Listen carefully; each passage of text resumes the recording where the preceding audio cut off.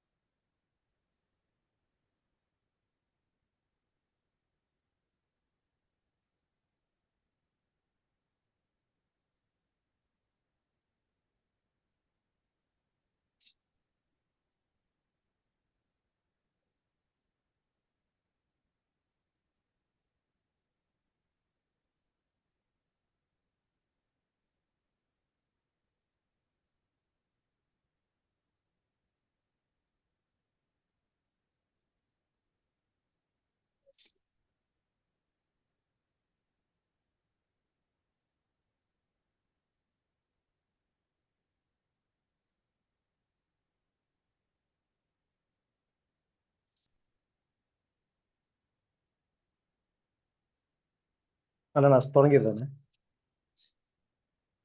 தொடங்கி. அனைவருக்கும் இனிய மாலை வணக்கம்.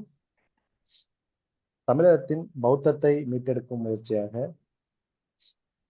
தமிழ்நாடு பௌத்தர் சங்க பேரவை நடத்தி கொண்டிருக்கும் தமிழ்நாட்டின் பௌத்தம் மாபெரும் இணையவழி கருத்தரங்க தொடரின் 26வது நிகழ்வு இது.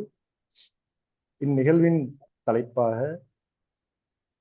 தமிழ்நாட்டு கோயில்களில் பௌத்த அடையாளங்கள் குறித்து கருத்துரையாளர் அவர்கள் கோ சசிகலா நம்முடன் இணைந்திருக்கிறார். அவர்களுக்கு தமிழ்நாடு பௌத்தர்கள் சங்க பேரவை சார்பாக வணக்கங்கள். மேலும் முன்னிலையை வகிக்கும் மாவட்ட சிறுபான்மை நலக்குழு உறுப்பினர் கௌதம் அம்பேத்கர் அவர்களுக்கும் வாழ்த்துறை வழங்கவிருக்கும் திருமிகு எஸ் சிவராஜ் அவர்களுக்கும் தமிழ்நாடு பௌத்தர்கள் சங்க பேரவை சார்பாக வணக்கங்கள். இப்பொழுது கருத்துரை வழங்க இருக்கும் நமது முனைவர் கோ சசிகலா அவர்களை பற்றிய சிறு அறிமுகத்தை நமது பௌத்தர்கள் சங்க பேரவையின் தலைமை ஒருங்கிணைப்பாளர் திருமிகு கௌதம சன்னா அவர்கள் வழங்க கேட்கலாம். அதைத் தொடர்ந்து கருத்துரையும் அதன் பிறகு இந்நிகழ்வின் தொடர்பான சந்தேகங்களும் அல்லது கருத்துக்கள் வழங்குவதற்கும் பங்கேற்பாளருக்கு அனுமதி அளிக்கப்படும். அதன் பிறகு நாம் முன்னிலையும் வாழ்த்துறையும் வழங்க கேட்கலாம். அனைவருக்கும் வணக்கம்.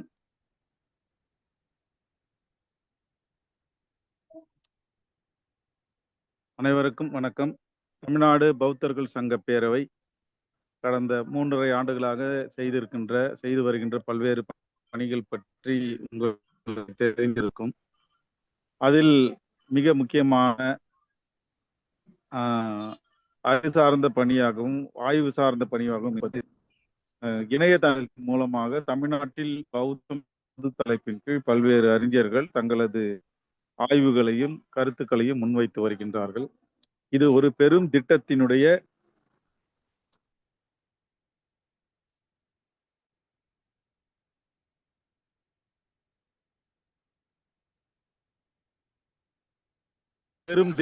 ஒரு பகுதியாகும்.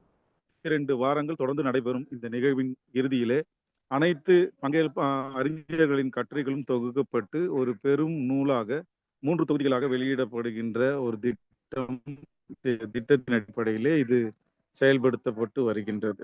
அந்த வகையிலே தமிழ்நாடு பௌத்த சங்க பேரவை மேற்கொண்டிருக்கக்கூடிய இந்த பெருமைமிகு பணியில் சீரிய பணியில் பல்வேறு அறிஞர்கள் பங்கேற்றிருக்கின்றார்கள். அவர்களும் இங்கே இந்த நிகழ்வில் இணைந்திருக்கின்றார்கள். குறிப்பாக டாக்டர் ஜம்புலிங்கம் அவர்கள் இணைந்திருக்கிறார்.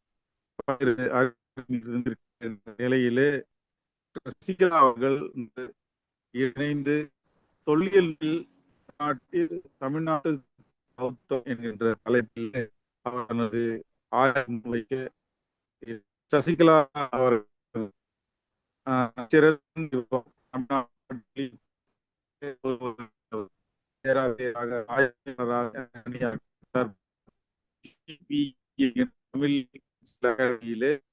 பணியாற்ற அறிஞர் ஐயப்பன் தொடர்பாக ஆய்வு அவர் முன்வைப்பு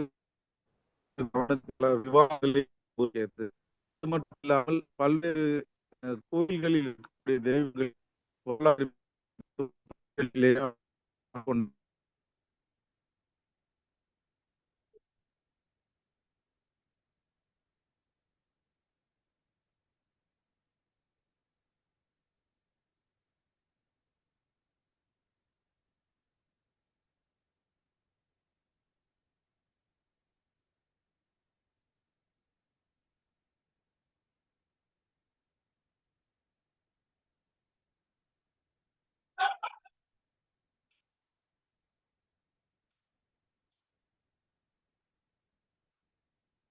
சவுண்டே வரலண்ணா. வருண் சவுண்டே வரல சுத்தமா. இல்ல அண்ணன் அவங்க பேண்ட் லோவா இருக்கு போல, இப்பதான் திரும்ப ஜாயின் பண்ணிருக்காங்க. ரைட். நெட்வொர்க். நான் ஒரு கிராமத்துல இருக்கிற செங்கல்பட்டு பக்கத்துல ஒரு ஒரு குக்கிராமத்துல இப்ப ஒரு சின்ன கூட்டத்துக்காக வந்தேன். அதனால அவர்கள் கூட்டத்துல இடையில நிறுத்திட்டு நான் அவங்க கிட்ட பேசிக்கிட்டு இருக்கிறேன். ஸோ அந்த வகையில டாக்டர் சசிகலா அவர்களுடைய வரலாற்று ரீதியான பங்களிப்பு என்பது மிக முக்கியமானது. அவரது பங்களிப்புகள் வந்து மிகச்சிறந்த ஆய்வுகளாக கருதப்பட்டிருக்கின்றன. அவர் தொடர்ந்து டாக்டர் பத்மாவதி, டாக்டர் சுபாஷினி உள்ளிட்ட பல்வேறு முக்கிய ஆய்வாளர்களோடு தொடர்ந்து பணியாற்றி வருபவர். அவர்களோடு இணைந்தும் சேர்ந்தும் பணியாற்றி வரக்கூடிய ஒரு மிகச்சிறந்த ஆய்வாளர். தமிழ்நாட்டில் விரல் விட்டு எண்ணக்கூடிய ஒரு ஆத்தன்டிக்கான ஒரு தொல்லியல்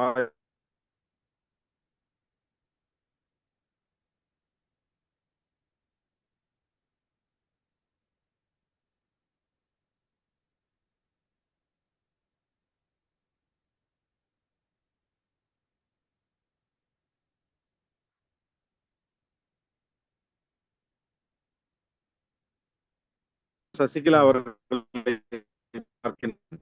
அவர் தமிழ்நாட்டின் அடையாளங்கள் உரையாற்ற இருக்கின்றார். அவரை தமிழ்நாடு பௌத்த பேரவையின் சார்பாக வருக வருக என்று நான் வரவேற்கின்றேன், வாழ்த்துகின்றேன்.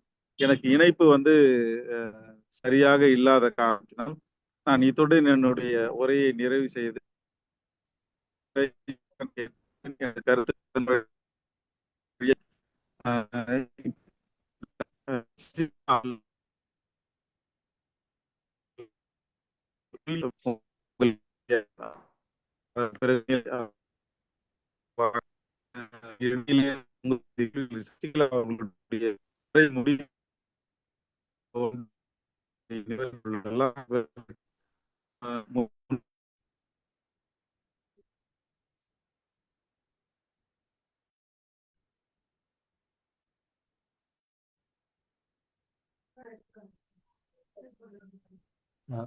மேடம் நீங்க தொடங்கலாம் மேடம்.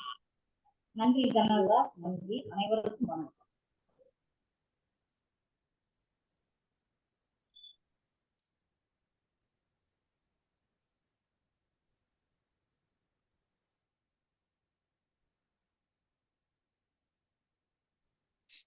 மேடம் நீங்க கருத்துரையை தொடங்கலாம்.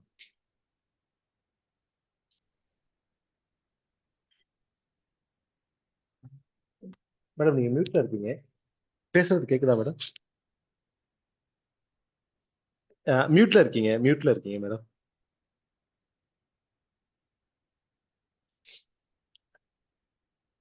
அன்மியூட் பண்ணிக்கோங்க.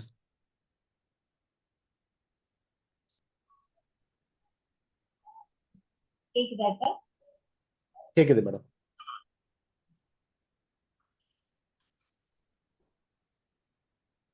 தொடங்கலாம் மேடம். தொடங்கலாமா? அனைவருக்கும் வணக்கம். இந்த பௌத்த சங்கத்தின் சார்பாக தொடர்ச்சியான ஒரு 52 வாரங்கள் பௌத்தத்தை பற்றிய பல்வேறு கருத்துக்களை பற்றி பேசுவதற்கான ஒரு பெரிய முயற்சியில் என்னை அழைத்து பேசுவதற்கு வாய்ப்பளித்த அதன் ஒருங்கிணைப்பாளர் ஐயா கௌதம் கண்ணா அவர்களுக்கும் மற்றும் இப்பொழுது இந்த கூட்டத்தில் இணைந்திருக்கும் மற்ற ஒருங்கிணைப்பாளர்களுக்கும் என்னுடைய வணக்கத்தை தெரிவித்துக் கொள்கிறேன். மேலும் ஐயா சோழ நாட்டில் பௌத்தம் என்று மிகப்பெரிய ஆய்வு நூலை எழுதிய ஜம்புலிங்கம் ஐயா நம்மோடு இணைந்துள்ளார். மற்றும் கோயில் கலைகளை பற்றி பல நூல்களை வரலாற்று மாணவர்களுக்கு எளிதில் புரிய வைக்கக்கூடிய நிலையில் பல நூல்களை எழுதிய அம்பை மணிவண்ணன் ஐயாவும் நம்முடன் இணைந்துள்ளார். அதை சார்ந்து பிற அறிஞர்களும் இதில் இணைந்திருக்கிறீர்கள். உங்கள் அனைவருக்கும் என்னுடைய வணக்கத்தை தெரிவித்துக் கொள்கிறேன். பொதுவாக பௌத்தம் என்பது மிகப்பெரிய கடல். இந்த கடலில் நாம் ஏதாவது ஒரு துளி சில செய்திகளை கூறலாம் என்பதுதான் என்னுடைய கருத்தாக இருக்கிறது.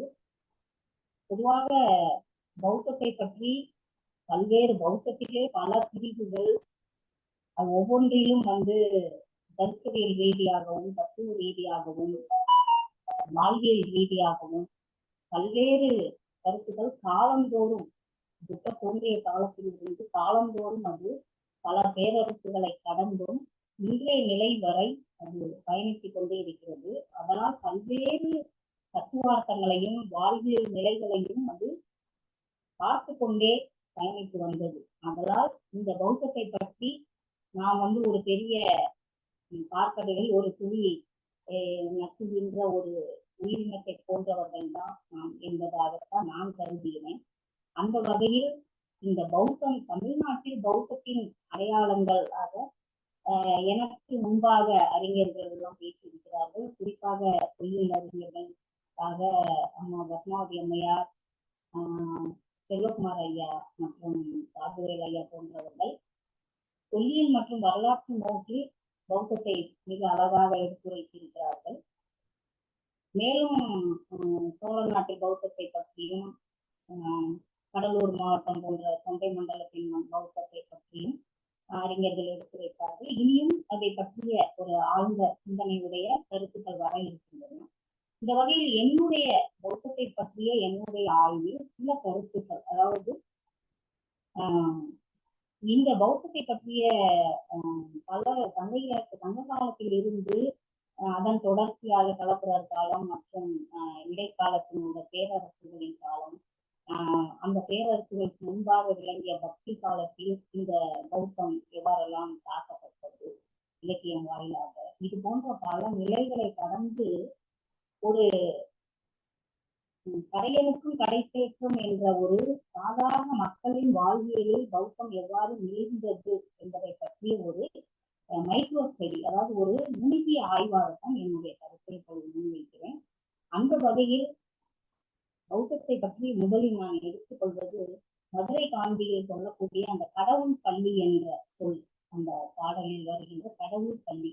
இதற்கு நச்சினார்க்கினியர் அவர் கிபி 13ஆம் நூற்றாண்டை சேர்ந்த உரையாற்றிய அவர் மிக அழகாக கடவுள் பள்ளி என்பது பௌத்த பள்ளி என்பதாக அவர் அடையாளப்படுத்துகிறார்.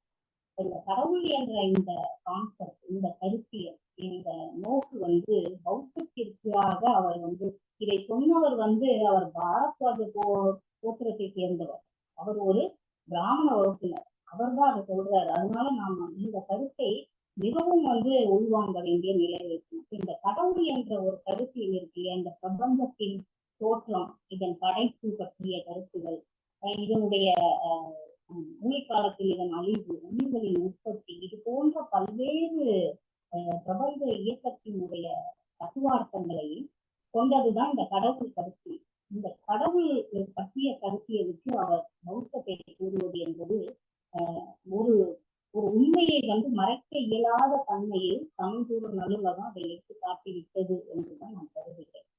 பொதுவாக கடவுள் என்பதற்கான அந்த சொல்லுக்கு விளக்கம் கடத்தலும் கடவுதலும் என்பதாக நாம் அதை கொள்ள வேண்டும். கடத்தல் என்பது இந்த பிரபஞ்சத்தில் நாம் இயங்குதல், அல்லது இந்த பிரபஞ்சத்திற்கு நம்முடைய செய்திகளை, நம்முடைய செயல்பாடுகளை கடத்துதல் என்ற தன்மையில் தான் கடவுள் என்ற அந்த சொல் உருவாகிறது என்பதாக தமிழ் அறிஞர்கள் கூறுகின்றனர். அந்த வகையில் இந்த இரண்டு இயக்க விதி, ஏனென்றால் பௌத்தத்தின் மிக முக்கியமான விதிகளில் ஒன்று இயங்கிக் கொண்டே இருப்பது. எல்லா உயிரினங்களும், திடப்பொருட்களும் பருப்பொருட்களும் உயிரினங்களும் இயங்கிக் கொண்டே இருக்கின்றன. அதனாலதான் எக்ஸ் என்ற ஒரு பொருளானது X1, X2, X3 என்ற நிலையில் அதனுடைய பரிணாமங்கள் வளர்ந்து கொண்டே இருக்கின்றன. அது மாற்றங்கள் ஒன்றே மாறாதது என்ற தத்துவத்தின் கீழ் அப்ப இந்த இயக்கம் என்பதுதான் பிரபஞ்ச விதி.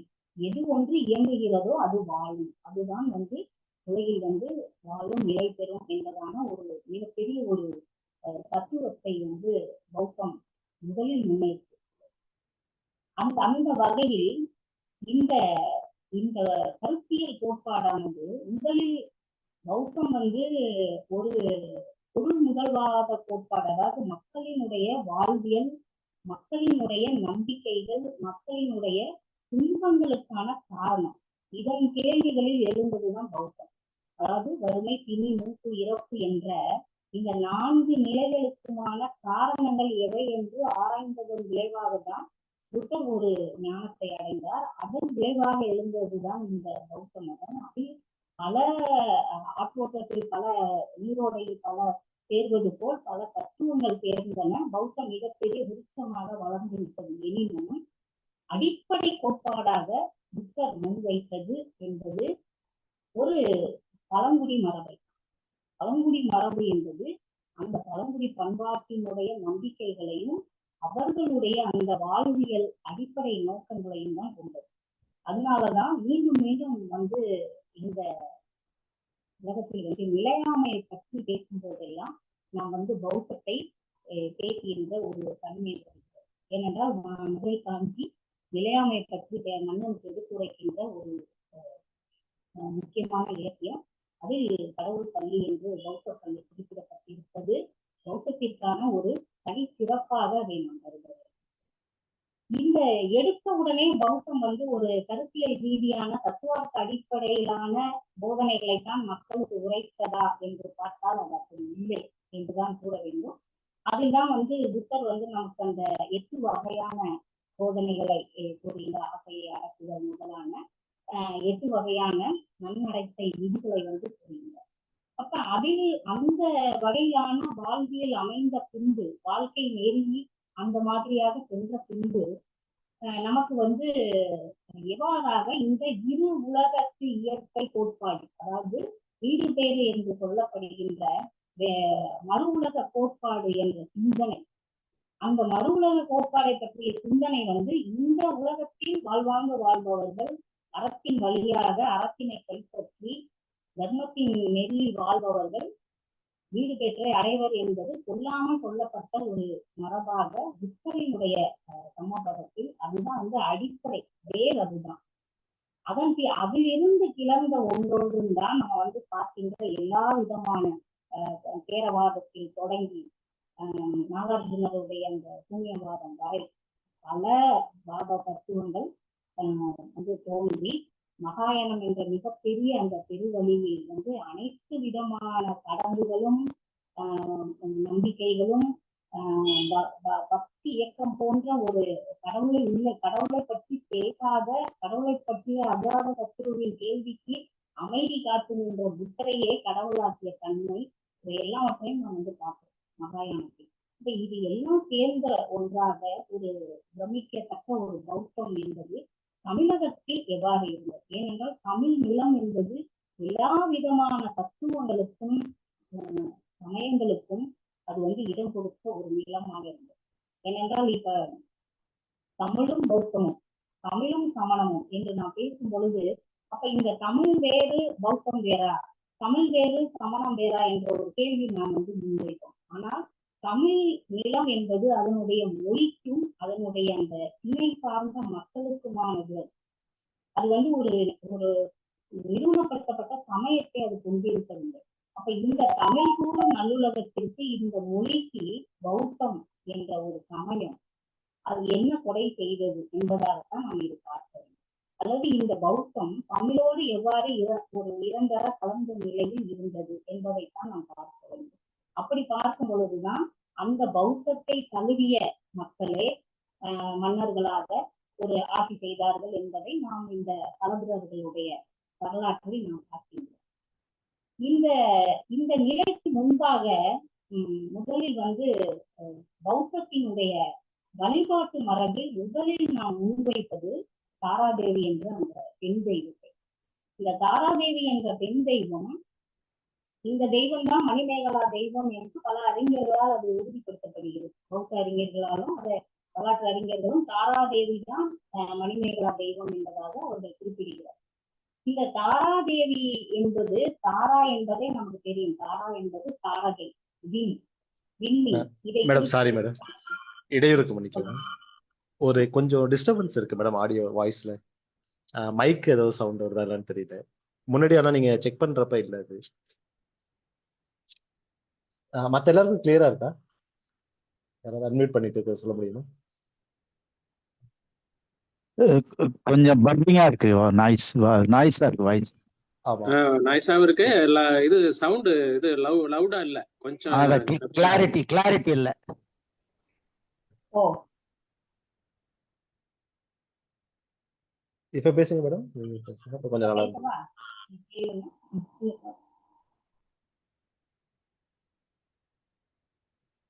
ஹலோ, தொடங்கலாமா? இப்ப அந்த எதுவும் வருதா? இல்ல மேடம், இப்ப இல்ல மேடம், இப்ப கிளியரா இருக்கு கொஞ்சம். இப்ப பெட்டரா இருக்கு மேடம். நல்லது நல்லது, நன்றி. இப்ப இது போன்ற இந்த தாராதேவி என்ற அந்த ஒரு புத்த மதத்தினுடைய ஒரு தாய் தெய்வத்தை, ஏன்னா காஞ்சிபுரம் நம்ம எடுத்துக்கிட்டோம்னா இப்ப இதை பற்றி பல அறிஞர்கள் பேசியிருப்பார்கள்.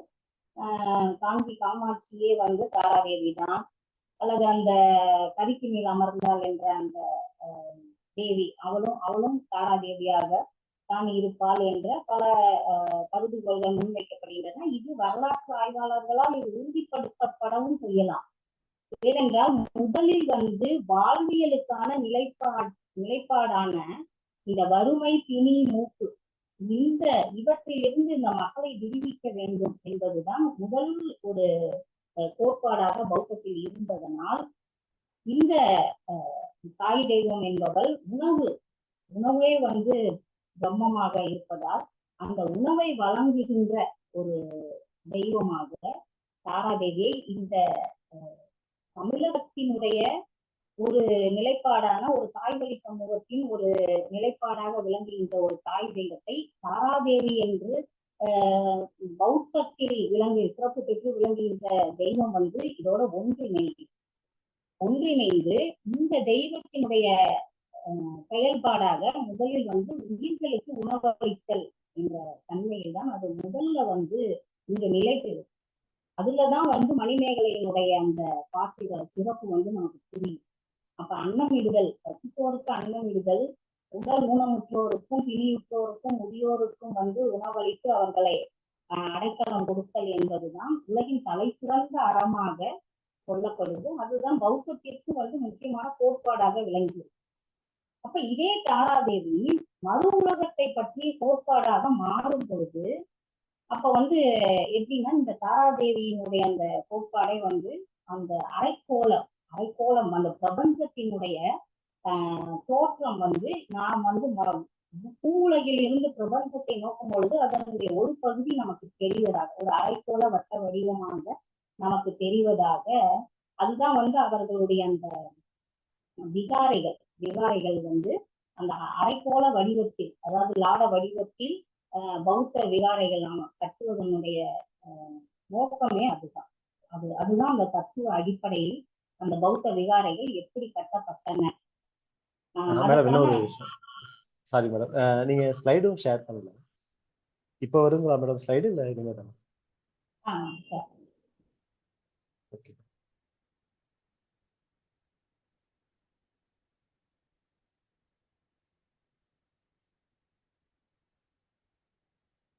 வருதுங்களா? இப்ப வருது மேடம்.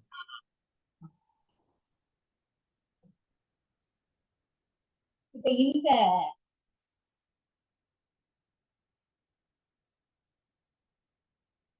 இந்த பௌத்தத்தின் இந்த வாழ்வியல் தத்துவ நிலை என்ற 2 நிலைகளில் முந்தைய நிலையில் நாம் வந்து தாராதேவி என்ற அந்த பெண் தெய்வத்தை பார்க்கின்றோம். அவருடைய கூரை வந்து அந்த முக்கியமான அந்த கூறுகளை தான் நம்ம வந்து பௌத்தத்தின் தலைநகராக விளங்கிய காஞ்சி மாநகரத்தில் அந்த தேவியினுடைய அந்த செயல்பாடுகள், ஆற்றலை நம்ம வந்து பார்க்கின்றோம். அதுதான் வந்து நமக்கு இதர் சுந்தரர் வந்து தன்னுடைய 7ஆம் திருமுறையில் கட்சி காம போட்ட நாயகி வந்து செய்யக்கூடிய 36 அறங்கள் இருக்க நீ சென்று ஊரில் பிச்சை இடுவதேன் அப்படின்னு சிவபெருமானை கேட்பதாக நமக்கு பாடலாம். அப்ப வாழ்க்கைக்கான ஒரு தத்துவம், வாழ்க்கைக்கான ஒரு நிலைப்பாட்டிற்கு உதவுதல் என்ற வகையில் இந்த தெய்வத்தினுடைய எழுச்சி முதல்ல தமிழ்நாட்டில் அப்பதான் அடி கோடு, அப்பதான் வேறு ஊன்றுகிறார். அதன் பின்புதான் அது தத்துவ மரபுக்கு மாறுகின்றது. அப்படிதான் நம்ம அதை முதல்ல பார்க்கணும். எடுத்த உடனே பசித்தவனிடம் நீங்க தத்துவம் பேச இயலாது. அதெல்லாம் எது எந்த இடத்தில் தேவையோ அதை கொண்டுதான் முதலில் தொடங்கும் ஒரு சமயம்.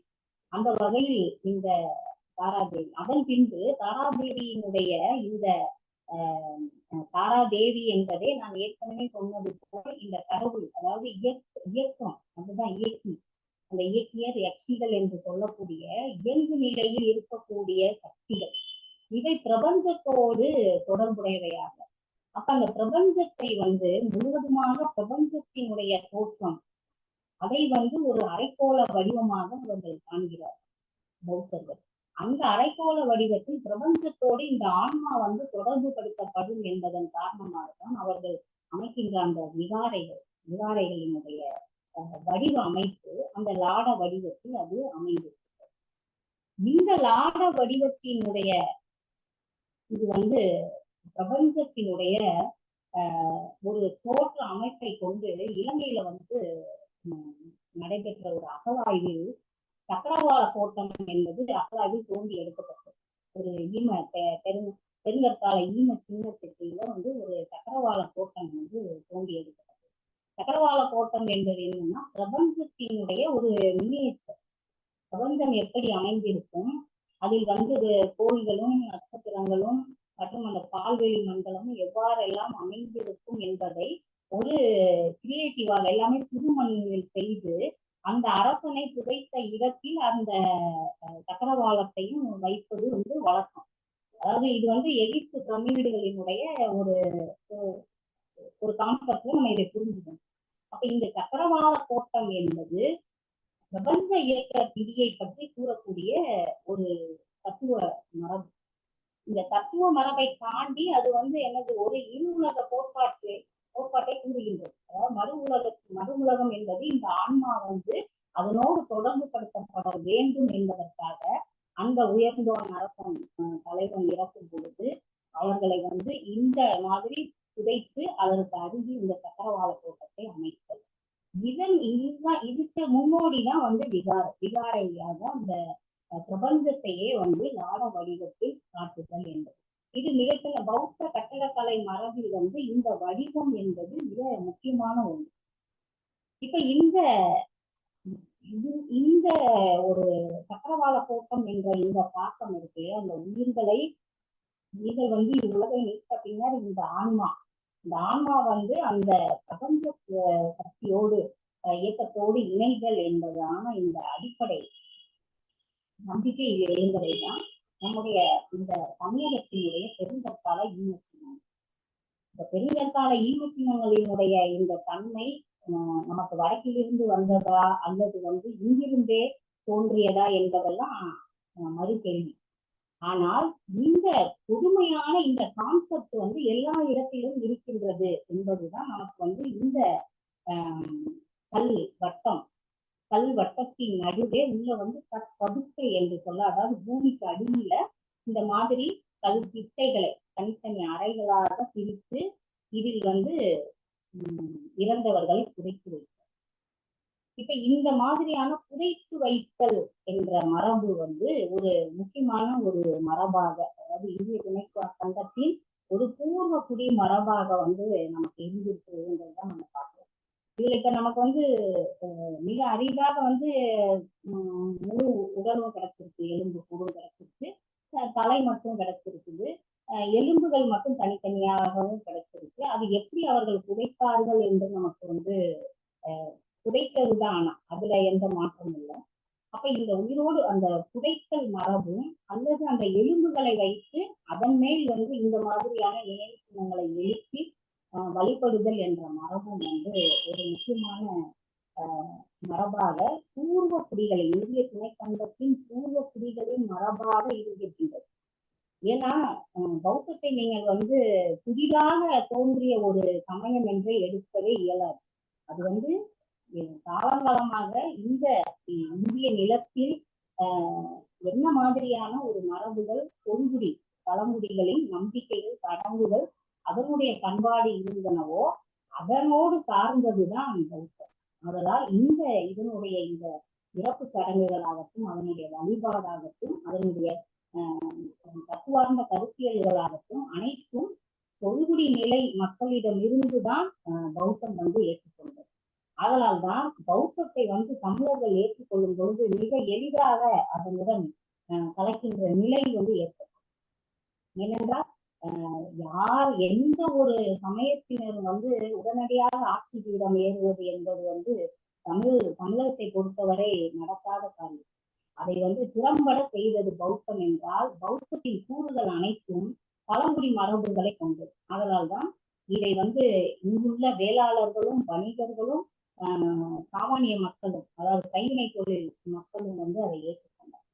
இவர்கள் எல்லாம் ஏற்றுக்கொண்டதன் காரணமாகத்தான் தொழிலாளர் சமயம், அதாவது பௌத்தம் தான் தொழிலாளர்களுடைய சமயம். இந்த தொழிலாளர் சமயம் என்று சொல்லப்பட்ட பௌத்தம் மாற்றப்படும் பொழுது, அதாவது காலத்தினுடைய வீழ்ச்சியால் அது மாறும் பொழுது வைணவம் அதனை கைக்கொண்டு அந்த பெயரை வைணவம் ஏற்றுக்கொண்டது. வைணவம் வந்து தொழிலாளர் சமயமாக மாறி அதனுடைய பல எச்சங்களையும் நாம் வந்து பார்க்கின்றோம். அதாவது பௌத்தத்தில் இருந்து வைணவம் எவ்வாறெல்லாம் பல கூறுகளை எடுத்துக்கொண்டது என்பதைத்தான் நாம் வந்து பார்க்கின்றோம். அந்த வகையில வந்து இந்த பெருங்கற்கால இன்ன சின்னம் என்பது ஒரு முக்கியமான ஒரு அடிப்படை. அதாவது பௌத்த விகாரைகள், பைத்தியங்கள், ஸ்தூபிகள் வந்து ஒரு வழிபாட்டு நிலையை தாண்டி அதனுடைய கட்டிடக்கலை மரபுகளை கொண்டுதான் பிற்காலத்தில் வந்து வட இந்தியாவிலும் தென்னிந்தியாவிலும் தோன்றிய அந்த கோயில் கலைகளுக்கு ஒரு அடிப்படை கட்டிடக்கலை மரபை வந்து கொடுத்தவை அவைதான். ஏன்னா காலத்தால் முந்தியவைகளாக தோன்றியவை நமக்கு இந்த விகாரைகள் தான். இந்த ஸ்தூபிகளும் விகாரைகளும் தான் காலத்தால் முந்தியவையாக தோன்றியிருக்கின்றன. அதற்கு பின்புதான் நமக்கு கோயில்கள் என்று சொல்லப்படுகின்றவை, அதாவது குடைவரை கோயில்களை தாண்டி நமக்கு வந்து கற்றளிகளாக எழுபவை என்பது கிபி 7-8ஆம் நூற்றாண்டுகளில் தான் நமக்கு வந்து, அது 8ஆம் நூற்றாண்டு தான் கற்றளிகள் என்று நாம் சொல்ல முடிகிறது. அந்த வகையில் இந்த பௌத்தம் வந்து இதற்கு ஒரு முன்னோடியாக இருந்திருக்கிறது. இது வந்து தமிழகத்துக்கு மட்டும் பௌத்தம் வழங்கிய கொடையல்ல, இது இந்தியா முழுமைக்கும் வந்து இது வந்து ஒரு கொடையாக வந்து அது கொடுத்திருக்கிறது. மற்றொன்று, இந்த வைணவத்தில் வந்து ஒரு பௌத்தத்தினுடைய மிக அதிகமான தாக்கம் வந்து வைணவத்தில் இருப்பதற்கு ஒரு காரணமாக பல அறிஞர்கள், அதாவது சுவிராஜ் ஜெய்ஸ்வால் போன்ற அறிஞர்கள், அவர் வந்து வைணவத்தின் தோற்றமும் வளர்ச்சியும் என்ற நூல்ல பௌத்தத்தினுடைய கூறுகள் வந்து எவ்வாறு இந்த வைணவத்தில் தாக்கம் பெற்றுள்ளன என்பதை பற்றி அவர் எழுதுறாரு. அதுல வந்து ஒரு சில செய்தி வந்து என்னன்னா, வைணவம் வந்து இந்த கடவுளை, அதாவது முழுமுத கடவுளான விஷ்ணுவை வந்து பகவான் என்று கூறி, அந்த பகவான் என்ற சொல் வந்து புத்தருக்கும் உண்டு. புத்தரை வந்து பகவான் என்று சொல்வது ஒரு வழக்கம். இந்த பகவான் என்ற சொல்லினுடைய வேர் சொல் எதுன்னு பாத்தீங்கன்னா பகு, அதாவது பகுத்தல், இதுதான் அதனுடைய வேர் சொல். அதாவது பகுத்து அளிப்பவன் அல்லது பாரீடு செய்பவன், அதாவது கிடைத்தவற்றை அனைவருக்கும் பகுத்து அளிப்பவன் தான் வந்து பகவான். அந்த பகுத்து அளித்ததை பெற்றுக்கொள்பவன் பக்தர் அப்படின்னு அவங்க எழுதுறாங்க சீராஜி. அப்ப இந்த பகவானுக்கும் பக்தனுக்குமான இந்த ஒரு நிலை இருக்கு இல்லையா, இந்த பொதுமையாக பிரித்து கொடுத்தலை வந்து பெற்றுக்கொள்ளுதல், இந்த ஒரு கான்செப்ட், இது உணவாகட்டும், நீராகட்டும், நிலமாகட்டும், உரிமையாகட்டும், இது வந்து இந்த கொள்கையை வந்து உடையதாக இருக்கு. அப்ப இந்த பௌத்தத்தினுடைய இந்த கொள்கை இருக்குல்ல, அதாவது பகுத்தல் என்ற பாதீடு என்ற இந்த மரபு, அதாவது செவ்விலக்கியங்கள் வந்து நமக்கு பாதீடு என்று மிக அழகான தமிழ் இலக்கியத்தில் பல இடங்களில் குறிப்பாக அகநானூற்று பாடல்களில் பாதீடு, புறநானூற்று பாடல்களில் பாதீடு என்று சொல்வது. பாதீடு என்பது மன்றில் தலைவன் அமர்ந்து தான் கவர்ந்து வந்த நிறைகளை வந்து பிரித்து கொடுப்பான், அதான் பாதீடு. அப்ப இந்த செயலை பௌத்தம் வந்து முதல்ல செய்திருக்கிறது. அந்த செயலை செய்வதற்கான ஒரு இடமாகத்தான் இந்த பௌத்த மடாலயங்கள் இருந்திருக்கின்றன. மிக முக்கியமான ஒன்று. பௌத்த மடாலயங்களுக்கு வந்து இவ்வளவு ஒரு முக்கியத்துவம் என்னென்றால், இந்த பீடம் என்ற ஒரு சொல் வந்து மிக மிக முக்கியமானது. பீடம் அந்த சொல்லுக்கு வேறே வந்து பௌத்தம் தான். பீடம் என்பதுதான் ஒரு தலைமை இடம். அங்கிருந்துதான் பல நிகழ்வுகள் செயல்கள் வந்து நடைபெறும் என்பது. அப்ப இந்த பீடாதிபதி அப்படின்னு சொல்றோம். அப்ப அந்த பீடம், இந்த பீடம் என்பதுதான் மடாலயங்களாக அதன் பின்பு வந்து வளர்ச்சி பெறுது. அந்த மடாலயத்தில் தான் வந்து வணிகர்களும் வேளாளர்களும் தங்களுடைய செல்வங்களை வந்து கொண்டு வந்து குவிக்கின்றனர். அதனை பாதீடு செய்து கொடுப்பது, அதனை எல்லோருக்கும் முறையாக பாதீடு செய்து கொடுத்தல், அனைவரையும் இந்த தம்மபதம் என்ற இந்த பெரு வழியில் இணைத்துக் கொள்ளுதல் என்பதான செயல்பாடுகள் தான் அங்க வந்து நடக்கும். அப்ப ஒரு தொல்குடியினுடைய ஒரு செயல்பாட்டினை பௌத்தம் வந்து, ஏன்னா பௌத்தம் வந்து ஒரு பழங்குடி மரபு என்பதால் ஏற்கனவே அந்த மரபு அவர்களுக்கும் தெரியும். அது வட இந்தியாவில் இருந்தாலும் இந்த பாதீடு என்பது எல்லா குடிகளுக்கும் பொதுவானது. அதெல்லாம் இதை மிக சரியாக உள்வாங்கி இந்த மடாலயங்கள் வந்து இங்கே, ஏன்னா காந்தியில் வந்து 100 பௌத்த விகாரைகள் இருந்ததாக யுவான் சுவாமி எழுதுகிறார். அப்ப அந்த 100 பௌத்த விகாரைகளிலும் இந்த மடாலய செயல்கள் வந்து நடந்துகிட்டே தான் இருந்தது. இதுதான் வந்து அந்த செல்வ குவிப்பிற்கு காரணம். இந்த செல்வ குவிப்பினால்தான் பௌத்தம் ஒருவாறு அழிந்தது என்று சொல்லலாம். அது வந்து அது வேறு ஒரு பிரிவு, அதை நம்ம அப்புறம் கேட்போம். ஆனா இந்த அளவற்ற செல்வ குவிப்பிற்கு முதல் காரணம் எல்லோருக்கும் அது கிடைக்க வேண்டும் என்பதான ஒரு பொது உடைமையான ஒரு கருத்து. அதெல்லாம் இந்த செயலை வந்து இந்த வைணவத்தினுடைய இன்னைக்கு நீங்க பாத்தீங்கன்னா வைணவ கோயில்கள்ல வந்து இந்த பிரசாதம்னு ஒண்ணு கொடுப்பாங்க எல்லாருக்கும். அதை எல்லாரையும் உட்கார வச்சுட்டு முதல்ல இறைவனுக்கு வந்து அந்த நைவேத்தியம் பண்ணிட்டு அதுக்கப்புறம் அந்த புளியோதரையோ அல்லது தயிர் சாதமோ பொங்கலோ எல்லாருக்கும் ஒரே மாதிரி கொடுப்பாங்க. அதுக்கப்புறம் அது முடிஞ்சிருச்சுன்னு சொல்றதுக்கு ஒரு சொல்லுவாங்க. அதுக்கப்புறம் நம்ம அதை சாப்பிட்டு திரும்பி கலந்துரும். இந்த பண்பாடு பௌத்தத்தின் முதலில் இருந்தது. அதுதான் அந்த கையில வந்து பவதி பிக்ஷாந்தி என்று அவர்கள் அந்த புத்தம் சரணம் வச்சாமி என்ற அந்த மந்திரத்தோடு சொல்லோடு அவர்கள் கையில், அதனாலதான் கையில் வாங்கி உண்ணும் சாத்தியர், பேரையர், மண்டையர் என்று திருஞான சம்பந்தர் அவர்களை அவ்வளவு வகை பாடுகிறார். அவருடைய வகை பாடல்களில் எல்லாம் அவர்களுடைய செயல்கள் எல்லாம் வருது. என்னென்ன பௌத்த பிக்ஷுகள் வந்து செய்தார்கள் என்று. அதில் ஒன்று இந்த கையில் ஏந்தி கொடுப்பதை கையில் ஏந்தி வாங்கி உண்ணுதல் என்ற ஒரு மரபு. இது வந்து இன்று வந்து வைணவ கோயில்களில் இன்றும் நடைபெறுகிறது. கிறிஸ்தவன் கோயில்களிலும் வந்து பல சிவராத்திரி காலங்களில் பிரதோஷ காலங்களில் எல்லாம் இந்த டிஸ்ட்ரிபியூஷன் விநியோகித்தல், பகுத்து விநியோகித்தல் என்ற ஒரு செயல்பாடு வந்து நடைபெற்று வருகிறது. அதன் பின்பு ஒரு முக்கியமான மற்ற ஒரு கூறு என்னன்னா, பௌத்தம் வந்து வைணவத்திற்கு வழங்கியது. அதாவது எப்பொழுதும் வந்து வழங்குதல் என்ற ஒரு சொல்லை நாம் வந்து கையாண்டோம்னா அது ஒரு சிறப்பாக இதை அழித்து இது உருவானதுன்றத விட இதுவே கொடுத்துச்சு அப்படின்னு நம்ம சொல்லுவோம். அது மிகவும் பெருமை கேட்கும் பௌத்தத்துக்கு. அந்த மாதிரி இன்னொன்று என்னன்னு பாத்தீங்கன்னா, இந்த பாக வழிபாடு அது வைணவத்திற்கு மட்டுமல்ல, சைவத்திற்கும் அதனுடைய கொடையாக தான். அதாவது புத்தருடைய பாதத்தை வழிபடுதல் தான் நமக்கு வந்து எல்லா விதமான அமராவதி சிற்பங்களை எல்லாம் பார்த்தீங்கன்னா புத்தருடைய பாத பீடிகையை தான் வந்து மக்கள் வணங்குவதாகவும் அரசன் வணங்குவதாகவும் இந்திரன் தன்னுடைய தேவாதி தேவர்களோடு இணைந்து அவர் பாதத்தை பணிவதாகவும் தான் வந்து நமக்கு சிற்பங்கள் இருக்கின்றன. புத்தஜாத கதைகளும் அதை தான் சொல்கின்றன. இந்த பாத வணக்கம் என்பதை முதலில் கொண்டிருந்தது வந்து எனது உருவ வணக்கம் மற்றும் பாத வணக்கத்தை கொண்டிருந்தது பௌத்தம். இந்த பௌத்தத்தினுடைய நீட்சியில தான் இதனுடைய மற்றும் ஒரு வடிவமாக தான் வந்து விஷ்ணு கோயில்கள்ல வந்து இந்த ஜடாரி என்று சொல்லக்கூடிய அந்த பாதத்தை தலையில் வைத்தது. அதன் பின்பு வந்து சிவபெருமானுக்கு வந்து நம்ம என்ன சொல்றோம், பாத சேவடி போற்றி, அவனுடைய திருவடி நீழல்ல வந்து சரணடைதல். இதுல வந்து மன்னர்கள்லாம் பாத்தீங்கன்னா தீட்சை பெற்றவர்கள்லாம் இதனுடைய சிவபாத சேகரன், அதாவது ராஜராஜ சோழனுக்குரிய ஒரு பெயர் சிவபாத சேகரன். அவருடைய கொள்ளு தாத்தா முதலாம் பராந்தக சோழனும் வந்து அந்த சிவனுடைய பாத மலரில் வந்தாத உரைபவன் அப்படின்னு அவருக்கும் வருது. அதே மாதிரி பாண்டிய மன்னன் வரகுண பாண்டியனுக்கும் இதே, அதாவது சிவனுடைய பாத மலரில் வந்தாக. அப்ப இந்த பாதத்தை வணங்குதல் என்ற ஒரு மரபு இருக்கு இல்லையா, இந்த மரபு வந்து முக்கியமாக வந்து ஒரு தனித்துவம் பெற்ற ஒரு மரபு. இது இந்த ஏனென்றால் முழு உருவத்தை வணங்குதல் அல்லது வந்து அதை வந்து ஒரு ஒளி வடிவத்தில் வணங்குதல், இதையெல்லாம் தாண்டி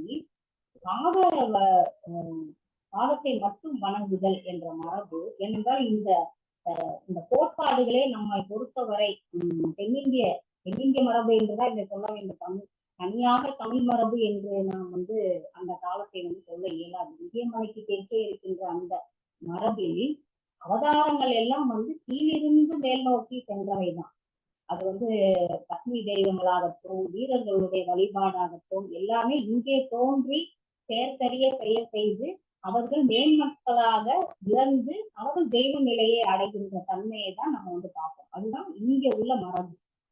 அந்த மரபினுடைய அந்த அடிப்படை தான் வந்து புத்தர் வந்து சிறந்த ஒரு மனிதராக பிறந்து நெறிகளோடு வாழ்ந்து நெறிகளை பிறருக்கு கூறி மறைந்த அந்த வடிவத்தை அதுதான் வந்து இந்த வழிபாடாக. அப்ப இறைவனை இந்த சைவ வைணவம் வந்து எழுச்சி பெற்ற பின்பு நமக்கு வந்து இந்த வழிபாட்டினுடைய ஒரு முக்கிய கூறாக வந்து இந்த பாத வழிபாடு. அந்த கூறுகளை வந்து பிரிக்க, அதாவது அதை விட முடியல. அதனாலதான் அதை இன்ன வரைக்கும் சைவ கூறுகள்லையும் பாடல்கள்லையும் மற்றும் நம்ம வைணவ கோயில்கள்ல வந்து இந்த தலையில வைக்கின்ற அந்த ஆசி வழங்கக்கூடிய அந்த ஜடாரி போன்ற அந்த செயல்கள் எல்லாம் வந்து நடைபெறும். அப்ப இது எல்லாம் வந்து ஒரு மரபு, மக்களினுடைய பூர்வ மக்களினுடைய மரபினை வந்து எழுச்சி பெற்ற சமயங்கள் வந்து கைவிட முடியாத ஒரு நிலை. இது ஏற்கனவே இருந்த ஒரு நிலையை தான் பௌத்தம் வந்து உள்வாங்கி அது ஒரு நிறுவனப்படுத்தப்பட்ட சமயமாக மாறி இருக்கு. அந்த நிறுவனப்படுத்தப்பட்ட பௌத்த சமயத்தின் பல உள்கூறுகளை, அதாவது இண்டிஜினஸ் கல்ச்சர்னு சொல்றோம், உள்ளூர் மரபுகளை, பண்பாடுகளை, மக்களின் நம்பிக்கைகளை, சடங்குகளை பௌத்தம் உள்வாங்கியது. முதலில் வாங்கியது பௌத்தம் தான், அதுல எந்த மாற்று கருத்தும் இல்லை. அதனுடைய எல்லா வெளிப்பாடாகவும் தான் சைவமும் வைணவமும் தலைத்து வந்தது. ஆக இந்த ஒரு நிலை வந்து ஒரு முக்கியமான ஒன்று. அடுத்து பாத்தீங்கன்னா இந்த புத்த கருத்துகளில் ஒரு முக்கியமான கருத்து பிரபஞ்சத்தினுடைய இயக்கம் பற்றி அதனுடைய கருத்து. அந்த ஏனென்றால் கடவுளை பற்றி புத்தர் வந்து எதுவுமே பேசல. அஜாத சத்ரு கேட்கும் பொழுதும் பலர் வந்து அந்த கேள்விகளை கேட்கும் பொழுதும் அவர் கடவுளை பற்றிய கேள்விக்கு மட்டும் மௌனம் சாதிக்கிறாருன்னு தான் நம்ம பார்ப்போம். அதாவது வீடு எரிந்து கொண்டிருக்கிற வீட்டை வந்து நான் அணைக்க முற்படுகிறேன், நீங்கள் வந்து தீயினுடைய மூலம் எங்கிருந்து வந்தது என்று கேட்கிறீர்கள் அப்படின்னு அவர் சொல்றாரு. அதுதான் நமக்கு வருது. அது போல வந்து இந்த அஜாத சத்ரு வந்து பழங்குடிகளை நான் எப்படி வந்து இவர்களை ஜெயிக்கவே முடியல, நான் எப்படி ஒரு பேரரசை உருவாக்கி இவர்களை எல்லாம் அடக்குவது என்ற கேள்விக்கு அவர் நேரடியாக அஜாத சத்ருவிடம் பேசாமல் அவர் வந்து தன்னுடைய சிந்தரான ஆனந்தரிடம் கேட்கிறார். அதாவது பழங்குடிகள் தங்களுடைய மரபினை, பண்பாட்டினை ஒழுங்காக பின்பற்றுகின்றனரா அப்படின்னு கேட்கிறார். அதாவது ரத்த உறவுள்ள குடிகள் எல்லாம் ஒற்றுமையாக இருக்கின்றனரா, அவர்கள் வந்து அந்த தலைமைக்கு சரியாக அந்த இதுபடி, அதாவது அறத்தின்படி தவறாமல் நடக்கின்றனர், இது போன்ற ஒரு 10 கேள்விகளை அவர் கேட்கிறாரு. இது எல்லாவற்றிற்கும் ஆமான்னு சொல்லி ஆனந்தன் சொல்றாரு. அப்பதான் இந்த நிலைப்பாடு பழங்குடிகளிடம் இருக்கும் வரை உன்னால் அவர்களை வெல்ல இயலாதுன்னு சொல்லி. அப்ப பழங்குடி மரபை வந்து பழங்குடி மரபுன்றது என்னது? நம்முடைய அந்த எல்லாருக்கும் எல்லாம் என்ற அந்த பொது உடைமை சிந்தனை. அந்த அதாவது யார் ஒருவரும் வந்து ஒருவரை ஒருவர் அணுகலும் தொலைகளும் இல்லாத ஒரு ஒற்றுமையான ஒரு சமூகம். இதுதான் வந்து ஒரு பழங்குடி மரபாக அது வந்து நமக்கு ஏற்கனவே இருந்தது, அது அழிந்துபட்டு போயிடுச்சு. அப்ப அது ஒரு கனவாக இனி அது உருவாக வேண்டும் என்ற கனவில் தான் பௌத்தம் வந்து உருவாகும். அப்ப இந்த கேள்விகளை எல்லாம் அவர் வந்து முன்வைத்து பழங்குடி மரபு எவ்வளவு முக்கியமானது என்பதை வலியுறுத்துகிறார். யாருக்கு? பேரரசனாக விளங்கிய அஜாத சத்ருவிடம் அவர் மீண்டும் வலியுறுத்தினது என்னதுன்னா, இந்த மரபு தொல்குடி மரபு என்பது ஒரு கட்டமைக்கப்பட்ட ஒன்றாக இருக்கும் வரை அரசு உருவாக்கம் அதன் மேல் எழுந்து அவர்களை அழிக்க முடியாது என்று கூற்று. அப்ப இதை எதுக்கு நான் சொல்ல வர்றேன்னா, இந்த குடிகளை பற்றிய சங்க இலக்கியம் கூறுவது குடியன் பாணன் பறையன் கடம்பன் நான்கல்லது குடியும் அல்லவே அப்படின்னு புறநானூற்று பாடல் 335. அப்ப இந்த 4 தான் குடியா? குடியன் பாணன் பறையன் கடம்பன். அப்ப இன்றைய நிலையில பாத்தீங்கன்னா இந்த 4 குடிகளும் வந்து இன்றைய நிலையில அது சாதியாக மாறி இருக்கு. ஆனா சாதி வேறு குடி வேறு, அது ரெண்டுக்கும் வேறு விதமான இலக்கணங்கள். நம்ம அதை ரெண்டையும் குழப்பிக்க கூடாது. ஆனால் ஸ்லைடு வந்து இன்னும் தூங்கானை மாட மாதிரியே தான் இல்ல இதுக்கு என்னவா இந்த இந்த குடிகளினுடைய நிலைப்பாடு இருக்கு இல்லையா, இந்த பழங்குடிகளினுடைய நிலைப்பாடு இது வந்து வீரத்தோடும் தன்னுடைய ஊருக்காகவும் தன்னுடைய மக்களுக்காகவும் தன்னுடைய ஆணிரைகளுக்காகவும் தன்னுடைய நிலம் மற்றும் நீருக்காகவும் அவர்கள் வந்து உயிர்விட்ட ஒரு தன்மை. இதுதான் வந்து அந்த தொல்குடிகளினுடைய ஒரு வீரத்தன்மையை காட்டுவது. அவங்க வந்து ஒரு நில உடைமை கொள்கைக்காக ஒரு நிலத்தை சேர்க்க வேண்டும் என்றோ அல்லது செல்வத்தை சேர்க்க வேண்டும் என்றோ ஒருவனோடு ஒருவன் வந்து பொருந்திக்கிட்டது இல்லை. அவர்களுடைய நோக்கம் வந்து தன்னுடைய இனக்குழு வந்து ஒற்றுமையாகவும் அவர்கள் வளமையுடனும் வாழ வேண்டும் என்ற ஒரு உயரிய குறிக்கோள் தான். அப்ப இந்த குடிகளுக்கு தான் வந்து ஒவ்வொரு குடியும் வந்து ஒவ்வொரு குலச்சின்னத்தை வைத்திருந்தார். அதுதான் இந்த ஒவ்வொரு குடிக்கும் ஒவ்வொரு குலச்சின்னம் இருந்ததுன்னா நமக்கு வந்து அகழாய்வுகளில் பாத்தீங்கன்னா ஏகப்பட்ட குறியீடுகள் வந்து கிடைக்கும். அதாவது எழுத்துக்கள் தோன்றுவதற்கு முன்பு வந்து மொத்தம் 4500 குறியீடுகள் வந்து நமக்கு கிடைச்சிருக்கு இது வரைக்கும். இந்த குறியீடுகள் எல்லாம் என்னன்னு பாத்தீங்கன்னா ஒவ்வொரு ஏணி வந்து கிடைக்கும், மீன் கிடைச்சிருக்கு, அது போன்ற தராசு போன்ற ஒரு அமைப்பு கிடைச்சிருக்கு. இதெல்லாம் பாத்தீங்கன்னா அதுக்கப்புறம் வந்து சூரியன் மாதிரி திரை வடிவம், இது போன்ற பல சொத்திக வடிவம், இது போன்ற குறியீடுகள் பானை ஓடுகளில் அகழாய்வுகளில் வந்து நமக்கு கிடைச்சிருக்கு. அகழாய்வுல கிடைச்சிருக்கு. அப்ப இதுல வந்து கொடுமணல் அகழாய்வுல பாத்தீங்கன்னா ஒரு பொங்கல்பாளையம் நினைக்கிறேன், அந்த ஊர்ல மட்டும் ஒரு அகழாய்வுல ஒரே ஒரு குறியீடு தான் கிடைச்சிச்சு. கொடுமணல்ல தோன்றும் பொழுது 20 குறியீடுகள் கிடைக்கும். அப்ப இதுக்கு வந்து தொழிலாளர்கள் என்ன சொல்றாங்கன்னா 20 குறியீடுகள் அப்படின்னா 20 குடிகள் வந்து அந்த இடத்துல வாழ்ந்திருக்காங்க அப்படின்னு சொல்றாங்க. 20 குடிகளுக்கும் அந்த 20 குலச்சின்னங்கள் ஒவ்வொன்றும் ஒவ்வொன்று சொத்திலம் இருக்கு, ஒரு ஏணி இருக்கு. இப்ப ஏணி வந்து ஒரு குலச்சின்னம். இப்ப நமக்கு சங்க இலக்கியத்துல ஏணிச்சேரி குடமோசியார்னு ஒரு புலவர் இருக்கார். அது மாதிரி கூலந்தை மதுரை கூலவாணிகள் பித்தளை காத்தனார் நம்ம அது மாதிரி இந்த மாதிரி குல சின்னங்களை கொண்ட குடிகள் தான் நமக்கு வந்து தமிழ் நிலத்தில் திணை குடிகளாக வாழ்ந்தோம். அப்ப இந்த குடி சின்னங்கள் என்ற குல சின்னங்கள் பல விலங்குகளையும் பறவைகளையும் மரங்களையும் தாவரங்களையும் உட்கொண்டவைகளாக இருந்தன. அதுதான் வந்து குலச்சின்னம். அப்படி ஒரு குலச்சின்னமாக பௌத்தம் ஏற்றுக்கொண்டது அல்லது பௌத்தத்திற்கு அது இயல்பாகவே இருந்திருக்க வேண்டும். அதுதான் வந்து இந்த யானை என்ற குலச்சின்னம். பௌத்தத்தை வந்து நீங்கள் யானையோட, ஏன்னா அவங்க புத்தரின் தாயார் வந்து ஒரு யானை தன்னுடைய கருவில் புகுவதாக தான் வந்து அவர் கனவு கண்டார். எப்பொழுதுமே இந்த தொல்குடிகளினுடைய நம்பிக்கை என்னன்னா தங்களுடைய குல சின்னம் தான் தங்களுடைய வம்சாவளி, தங்களுடைய அடுத்த கட்ட இனப்பெருக்கம் அப்படின்றதுதான் இன்ன வரைக்கும் மரபு. நாட்டார் வழக்குல இன்ன வரைக்கும் அதுதான் மரபு. அவர்களுடைய அந்த குல தெய்வமாக வணங்குறதும் சரி, அல்லது அவர்களுடைய அந்த மூதாதையர்களுக்கான ஒரு குறியீடு எல்லாமே பார்த்தீங்கன்னா இந்த தோட்டமிக்க கும்பலை சேர்ந்து, அதாவது குலச்சினத்தை சார்ந்துதான் அது இருக்கு. அப்ப அவர்களுடைய அந்த குலச்சின்ன பௌத்தத்தினுடைய ஒரு குலச்சின்னமாக விளங்கக்கூடிய இந்த யானை இருக்கு இல்லையா, இந்த யானை என்ற இந்த ஒரு குறியீடு தமிழகத்தினுடைய கட்டிடக்கலையிலும் கோயில்களிலும் எவ்வாறெல்லாம் இடம்பெற்றிருந்தன என்பதும் ஒரு முக்கியமான ஒரு பௌத்தத்தை பற்றிய ஒரு ஆய்வுல இது ஒரு நெறிப்பாடு. அதுல பாத்தீங்கன்னா குறிப்பாக தொண்டை மண்டலத்துலதான் இந்த தூங்கானை மாடம் என்று சொல்லக்கூடிய இந்த யானையின் கதபுஷ்பம் என்று அதை சமஸ்கிருதத்தில் சொல்லுவோம், பிராகிருதத்துல. அதாவது யானையின் பின்புறம் அந்த அது போன்ற ஒரு கட்டிட அமைப்பு நீங்க இந்த படத்துல பார்த்தா தெரியும்.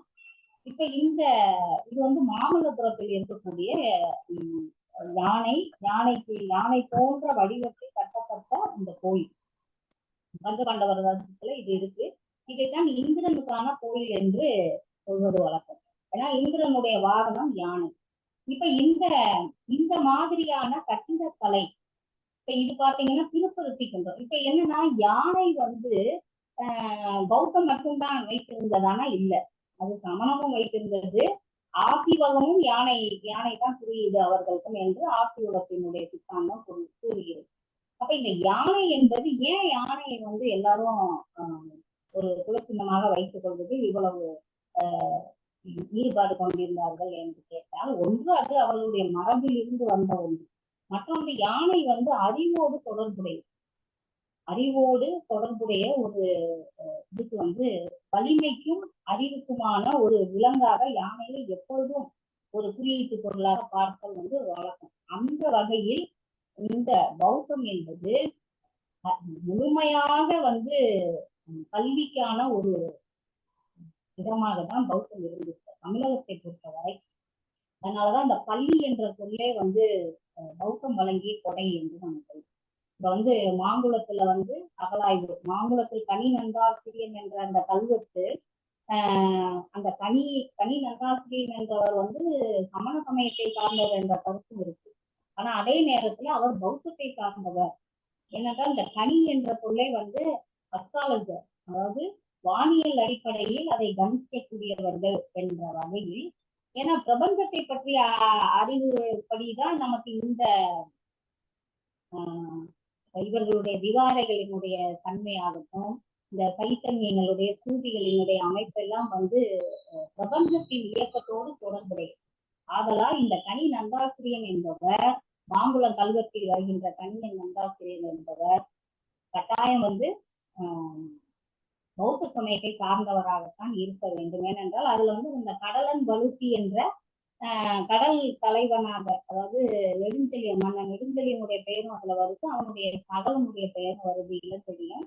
அப்ப அவர்கள் எல்லாம் கடலோடு தொடர்புடையவர்களாக இந்த கல்வெட்டுல காட்டப்படும். அப்ப கடலுக்கான தொடர்போடு பௌத்தம் அங்க அடையாளப்படுத்தப்பட்டிருக்க வேண்டும். இது நம்ம முன்வைக்கிற ஒரு கருதுகோள்.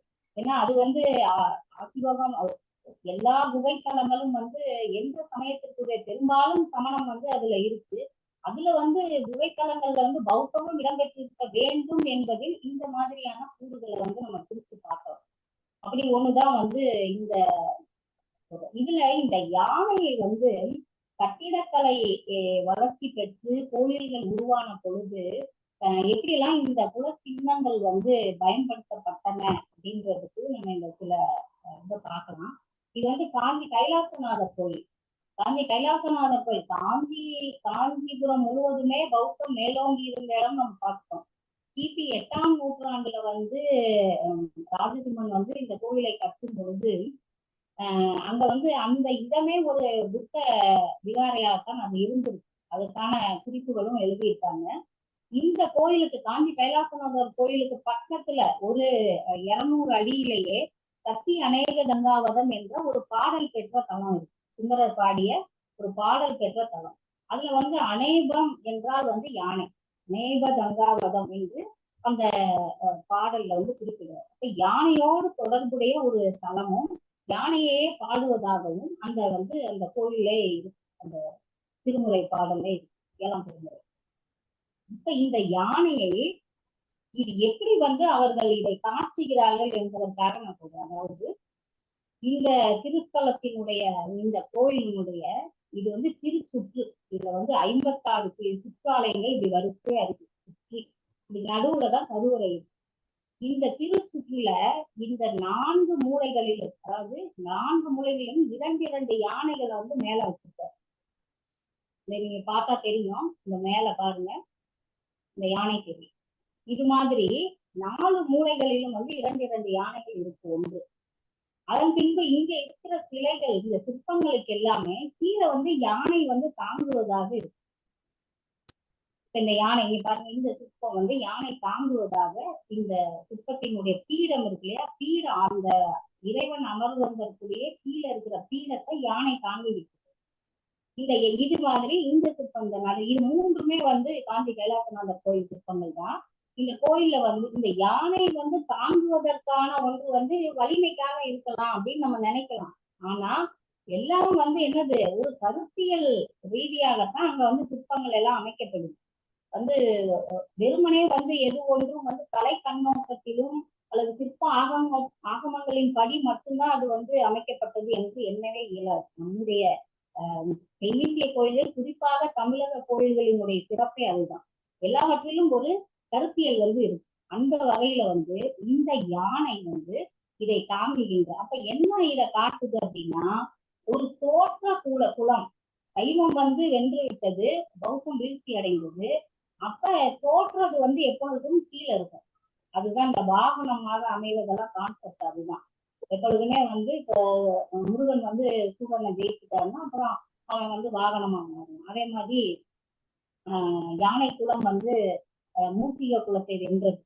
அப்ப மூசிக குலத்தை வென்றதுனால அந்த மூசிகர் வாகனமாக யானைக்கு காட்டுறது. அதுதான் விநாயகருக்கு மூசிகம் வாகனமாக காட்டுறது. அப்ப தோற்ற குலத்தினுடைய குல சின்னத்தை ஜெயித்த குலத்தினுடைய வாகனமாக காட்டுதல் என்பது வழி வழியாக வந்த மரபு. அப்ப இந்த மரபின்படி பார்த்தா நமக்கு இந்த குலச்சின்னமாகிய பௌத்தர்களினுடைய அடையாளமாக விளங்கக்கூடிய யானையை இவங்க கீழே போட்டிருக்காங்க அப்படின்னு இதுல பார்க்க வேண்டியது. ஏன்னா இதுலயும் இந்த கோயிலே கீழே அதிஷ்டானம் என்று சொல்லக்கூடிய தாங்கு தளத்துல பல குடிகளை காட்டியிருக்காங்க. கணங்களுடைய முகங்களாக. அதுல யானையும் இருக்கு, சிங்கம் இருக்கு, எருமை இருக்கு, எருது இருக்கு. இது போன்ற பல விலங்குகள் கணங்களினுடைய வடிவமாக, முகம் மட்டும் தலை மட்டும் விலங்கின் உருவமாக எல்லாமே ஆடலோடு இருக்கிற மாதிரி இருக்கு. ஏன்னா இவையெல்லாம் பாத்தீங்கன்னா கணங்கள்னா குடிகள்னு அர்த்தம். கணசங்கம் என்று நம்ம சொல்லுவோம். குடி, ஒவ்வொரு கணமும் ஒவ்வொரு குடி. அப்ப இந்த குடிகள்ல இந்த யானை குடி, யானையை முதன்மையாக கொண்ட இந்த பௌத்த சமயத்தை இவர்கள் வீழ்த்தினார்கள் என்பதை ஒரு குறியீடாக காட்டுவது அப்படின்றது நமக்கு இதன் மூலமாக நாம் ஒரு கருத்தியலாக நாம் எடுக்க நிச்சயமாக வாய்ப்பு உண்டு. இது வெறுமனே ஒரு யூகத்தினால் சொல்வதாக இல்லை. எதுக்காக அதை நான் சொல்றேன். அதன் பின்பு இந்த சோழர்களுடைய கற்றளிகள் நமக்கு இதுல இருந்து கரூருக்கு அடுத்துல இருந்து நம்ம தொடங்கும் பொழுது காவிரியினுடைய இரு மருங்கிலும் கற்றளிகளாக முதலாம் ஆதித்த சோழன் காலத்தில் தொடங்கி அவன் தொண்டை மாநாட்டூரில் இறந்து படுகிறான். அதன் பின்பு அவனுடைய மகன் முதலாம் பராந்தக சோழன் அந்த கற்றளிகளை எல்லாம் செங்கலால் கட்டப்பட்டு அது இடிபாடுள்ள நிலையில் இருந்து அந்த கோயில்களை கற்றளிகளாக மாற்றுகிறார். இந்த செங்கலால் யார் இந்த கோயில்களை கட்டினார்னா இந்த சோழர்களினுடைய முன்னோடியான கோச்செங்கனார். அதை நமக்கு ஆழ்வாரே பாசுரத்தில் பாடுகிறார்.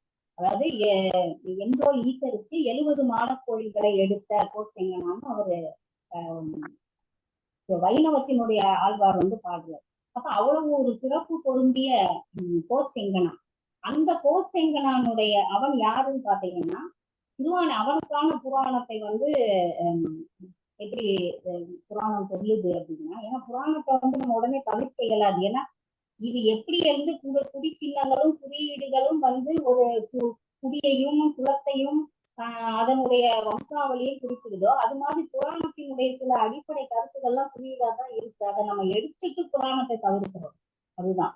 அப்படி பார்க்கும் பொழுது கோசெங்கனானுடைய வரலாறு அதை அவனுக்கு எப்படி சொல்லுதுன்னா, திருவானைக்கால் உடைய தல புராணம் தான் கோசெங்கனான். அங்க வந்து சிலந்திக்கும் யானைக்குமான ஒரு சண்டை, சிவலிங்கத்தை வழிபடுவது. அப்ப இந்த சிலந்தியை கொண்டு யானை இறந்துபடுது, சிலந்தி இறந்துபடுது. அது நமக்கு அந்த கதை தெரியும். அப்ப அந்த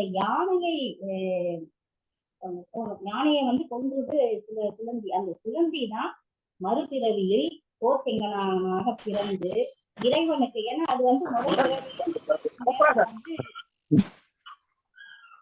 பிறவியில் ஏதாவது இடர்பாடு இருக்கா? தொடரலாமா? தொடருங்க மேடம்.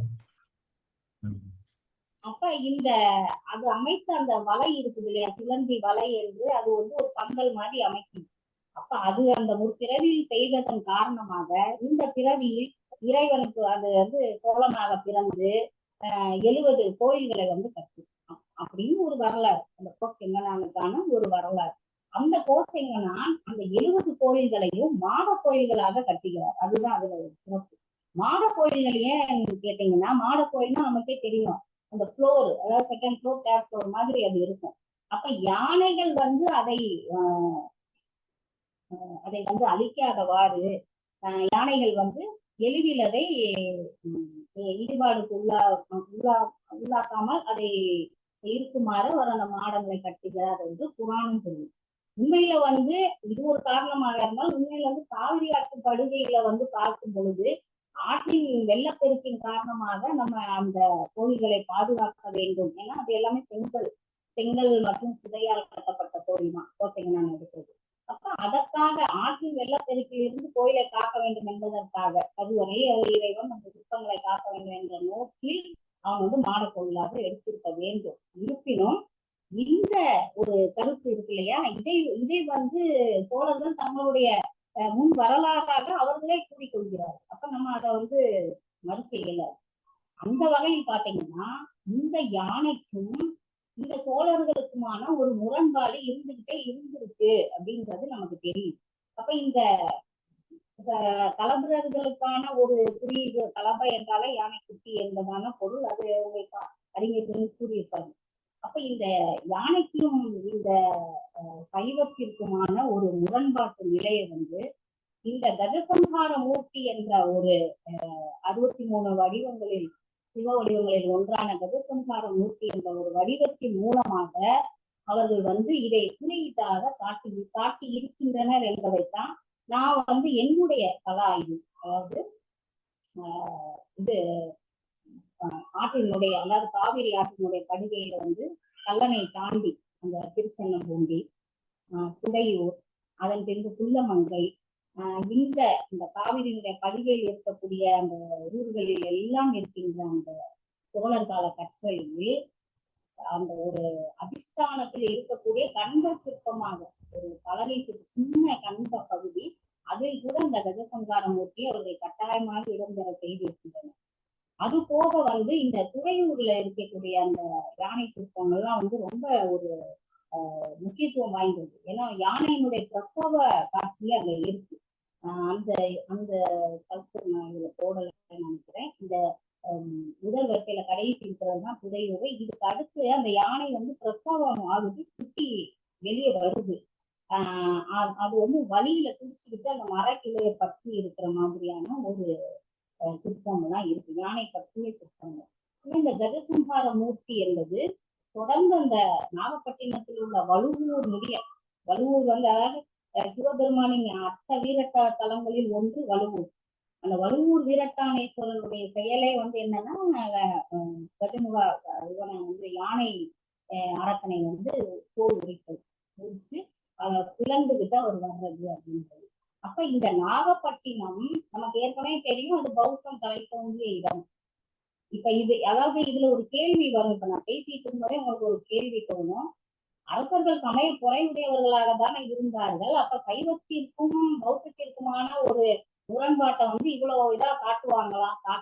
அதாவது இதெல்லாம் எப்பொழுதுமே பழங்குடி மரபு, உள்ளூர் மரபுகள் எல்லாமே சிறு சிற்பங்களாக, கண்டு சிற்பங்களாகவோ இல்லைன்னா பூத வரிகளிலும் காட்டுவது மரபு. அந்த உள்ளூர் இண்டிஜினஸ் கல்ச்சர் ஏதாவது ஒரு சில இது இருந்ததுன்னா, ஒரு செயல்பாடுகள் இருந்ததுன்னா, அந்த செயல்பாடுகளை இந்த சிற்பத்தின் மூலமாக பூதகணங்கள் செய்வதாக காட்டுவார்கள். இல்லைன்னா இந்த மாதிரி இறை உருவங்களை இதை நடத்துவதாக காட்டுவது வழக்கம். அந்த வகையில இந்த கஜசம்ஹார மூர்த்தி என்பது குறிப்பாக பௌத்தர்களுக்கும் சைவத்திற்குமான ஒரு நல்ல முரண்பாட்டை தான் இதை காட்டுது. ஆக இதை நம்ம தவிர்க்க இயலாது. இது அந்த 70 மாட கோயில்கள் கற்களிகள் ஆக்கப்பட்ட பின்பு அந்த கற்களிகளில் வைக்கப்பட்ட சிற்பங்களாகவும் பெரிய சிற்பங்களாகவும் அது இருக்கு. அப்ப இதுல தஞ்சை பெரிய கோயில்ல இந்த ஒரு பெரிய வாயிற்காவலர்கள், இந்த வாயிற்காவலர்களுடைய அவர்கள் பெரிய கண்டு ஒண்ணு வச்சிருக்கிறாங்க. அந்த கண்டு கீழே அந்த கண்டுல ஒரு நாகம் சுற்றி இருக்கும். அந்த நாகம் ஒரு யானையை விழுங்குவது போன்ற ஒரு காட்சி. இதை பொதுவாக சொல்வது எப்படின்னா, இந்த பெரியவர் வாயிற்காவலர் மிக பெரியவர், அவர் வைத்திருக்கிற கண்டு, அதில் சுற்றி இருக்க பாம்பு, அதுவே ஒரு யானையை முழுங்குது அப்படின்னா இந்த வாயிற்காவலர் எவ்வளவு பெரியவர், இவர் வணங்கக்கூடிய உள்ளே இருக்கிற இறைவன் அதை விட எவ்வளவு பெரியவர் என்று அவர் சொல்வதாக. ஏன்னா எப்பயுமே அந்த சூசி குறியீடு சொல்லுவாங்க,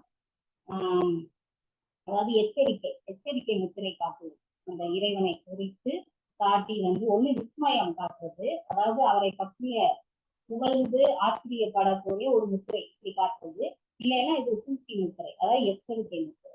அப்ப இந்த 2 முத்திரையும் பொதுவாக வாயிற்காவலர்களுக்கு இருக்கு. அப்ப இந்த கான்செப்ட் படி இறைவன் பெரியவர், கருவறையில் இருக்கக்கூடிய சிவபெருமான் மிக பெரியவர் என்பதை காட்டுவதாக ஒரு கருத்து இருக்கு.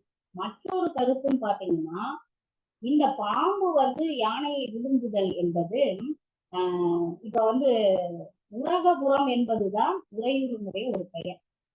உரகம் என்றால் நாகம். பொதுவாக நாகத்திற்கும் இந்த உரகம் என்பது நாகத்தையும் குறிக்கும், யானையும் குறிக்கும். ஆனா இங்க உரகம் என்பது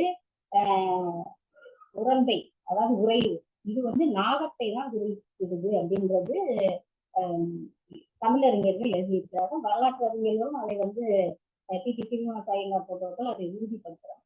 அப்ப இந்த உரகபுரி அந்த உறையூரை, அதாவது இந்த நாகத்தை குலசிங்கமாக கொண்ட, அதாவது சோழர் குடியில் 9 குடிகள் இருந்திருக்கின்றன. அந்த 9 குடிகளை நமக்கு சோழர்களுக்கு குலசிங்கம் அப்படின்னா நம்ம புளியதான் நினைப்போம்.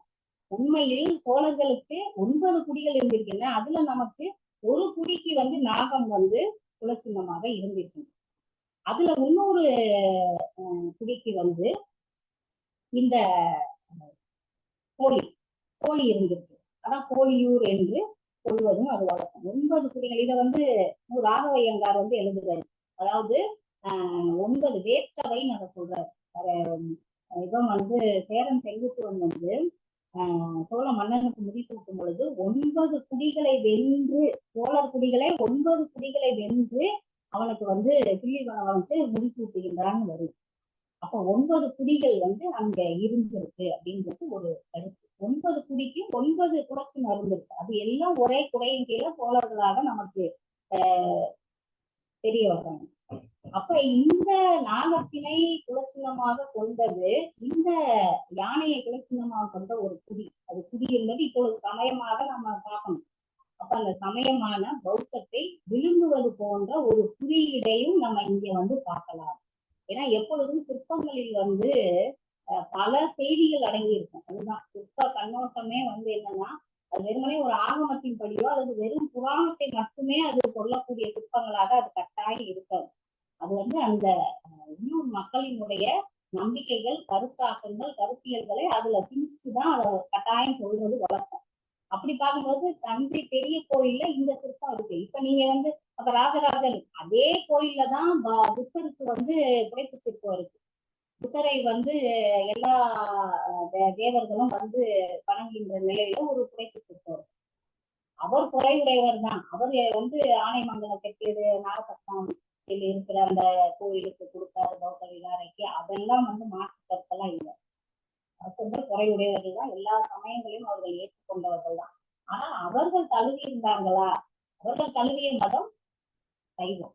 அப்ப இந்த ஒரு முரண்பாடு, சைவத்திற்கும் பௌத்தத்திற்குமான ஒரு முரண்பாட்டு குறியீடுகள் அந்த அவர்கள் எடுப்பித்த அந்த கட்டுரைகளில் இருக்குது அப்படின்றதுதான்.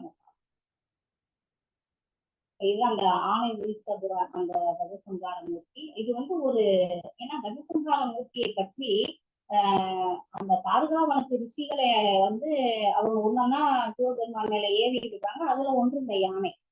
அந்த அளவுலதான் வந்து நமக்கு வந்து புராணங்கள்லயும் இருக்கு, அந்த சிற்ப ஆகமத்திலயும் அவ்வளவுதான் இருக்கு. ஆனா இது இவ்வளவு சிற்பங்கள் இருப்பது, கஜசங்கார மூர்த்தியினுடைய இவ்வளவு சிற்பங்கள் இருப்பது சோழர் காலத்தில் தான். அது குறிப்பிடத்தக்கவாறு நான் சொன்ன மாதிரி இந்த ஆனைக்குளத்தார் பௌத்தர்கள் வாழ்ந்த அந்த ஆற்று அந்த கடற்கரை ஓரம், ஆற்று காவிரியினுடைய படுகைகள் ஓரமாக இருக்கக்கூடிய கோயில்களில் தான் இந்த சிற்பங்கள் எல்லாமே இருக்குதுன்றது ஒரு முக்கியத்துவம் வாய்ந்த ஒன்று. இப்ப இது வந்து என்னன்னா, இந்த கடற்கரை ஒட்டியே வர்றதுக்கு தான் நான் இத சொல்றேன். இந்த எலிகண்டா பகையில இது இருக்கு, அது கடலுக்கு அருகில இருக்கிறது. இந்த பாருங்க, தூணுலையும் வைக்கிற மரபு, தனி சிற்பமாக வைக்கிற மரபு, அதன் பின்பு வந்து தோரண வாயில்களையும் வச்சிருக்கிறாங்க. அதுக்கப்புறம் இந்த வலுவூருடைய அந்த சிற்பம், அது வந்து சோழர்களுடைய ஒரு மாஸ்டர் பீஸ். அந்த சிற்ப திரும்பி ரொம்ப அருமையான மாஸ்டர் பீஸ். வேற எங்கேயுமே இந்த இது இல்லை. அந்த வலுவூர் வீரசாமீஸ்வரர் அதை சொல்லக்கூடிய கஜசங்கார மூர்த்தி. இதெல்லாம் வந்து என்னன்னா, இவங்களே வெறிந்து பார்வதி வந்து வெறிந்து ஓட வந்து யானையை உரிக்கிறாரு அப்படின்னு இவர் சினிமா பத்து பாடுறாரு. இதுல பாருங்க, மர சிற்பம் ஆகட்டும், குடை சிற்பம் ஆகட்டும், அல்லது ஓவிய வாயில்கள்ல வைக்கக்கூடிய நிலை சிற்பம், இது எல்லா தரப்புலையும் இருக்கக்கூடிய ஒரு தவறாத சிற்பமாக கஜசங்கார மூர்த்தி. அதுக்கப்புறம் இது நம்ம பார்த்துட்டோம். ஏன்னா இந்த கஜசங்கார மூர்த்தி தான் காந்தி கைலாசநாதர் கோயில்ல ஒரு கஜசங்கார மூர்த்தி இருக்காரு. அதுதான் வந்து காலத்தால் முந்தியது. நமக்கு வந்து சிற்ப இதுல முழுமையாக சொல்லக்கூடியது வந்து காலத்தால் முந்தியதாக நமக்கு சொல்லக்கூடியது வந்து கைலாசநாதர் கோயில். அப்புறம் பாத்தீங்கன்னா இந்த உறையூர், இந்த உறையூர் வந்து சோழர்களுடைய பழைய தலைநகரம். இந்த உறையூரை வந்து கோழியர் தான் அவங்களுக்கு சோழர்களுக்கு ஒரு பெயர். ஏன்னா நான் ஏற்கனவே சொன்னது போல கோழியில் சேவல், அதாவது சேவல் தான் கோழியூர், அது வந்து அவர்களுடைய ஒரு துறை சின்னம். இந்த கோழியூரை வந்து ஆண்டவர்கள், இந்த கோழியும் வந்து என்ன பண்ணிருக்கு அப்படின்னு பார்த்தோம்னா, இந்த கோழி வந்து யானையினுடைய மஸ்தகத்தை ஒட்டுவது போன்று பாருங்க. இது வந்து உறையூர்ல வந்து இந்த சிற்பம் வந்து நமக்கு இருக்கு. இது வந்து ஒரு முக்கியமான ஒன்று. அப்ப இந்த இந்த புலச்சின்னங்களுக்கான இந்த முரண்பாடு, இந்த சண்டை இருக்கு இல்லையா, இது யானையை பொறுத்தவரை இது சமயமாக இது வந்து எடுத்துக்கிற ஒரு மரம். ஏன்னா முதல்ல இருந்தே யானை வந்து அத்திகோசக்கார் என்று வளங்களையும் வணிகத்திலும் முதன்மையாக நின்ற யானைப்படை அல்லது யானையை விற்கின்ற வணிகர்கள், இவர்களோடு தொடர்புடைய பௌத்தம், இது எல்லாம் வந்து யானையே குறியீடாக கொண்டது. அப்ப இது வந்து இந்த கோழி வந்து இந்த மத்தகத்தில் கொட்டுவது என்பது, இதுல வந்து என்னது, கோழி ஜெயிச்சிருச்சு. அதுதான் அந்த உறையூரினுடைய வரலாறு. அப்ப இது போன்ற ஒரு இது இருக்கு இல்லையா, ஒரு தொன்மம், இந்த தொன்மம் அந்த உறையூருக்கு இருக்கு. அப்ப சோழர்களினுடைய அந்த புலச்சின்னமானது பௌத்தத்தை முடித்தது அப்படின்றதுக்கு நமக்கு இந்த சிற்ப சான்றுகள்லாம் நமக்கு. இதுலதான் வந்து நமக்கு அந்த சிலம்பியாக வர்றது இதெல்லாம் நம்ம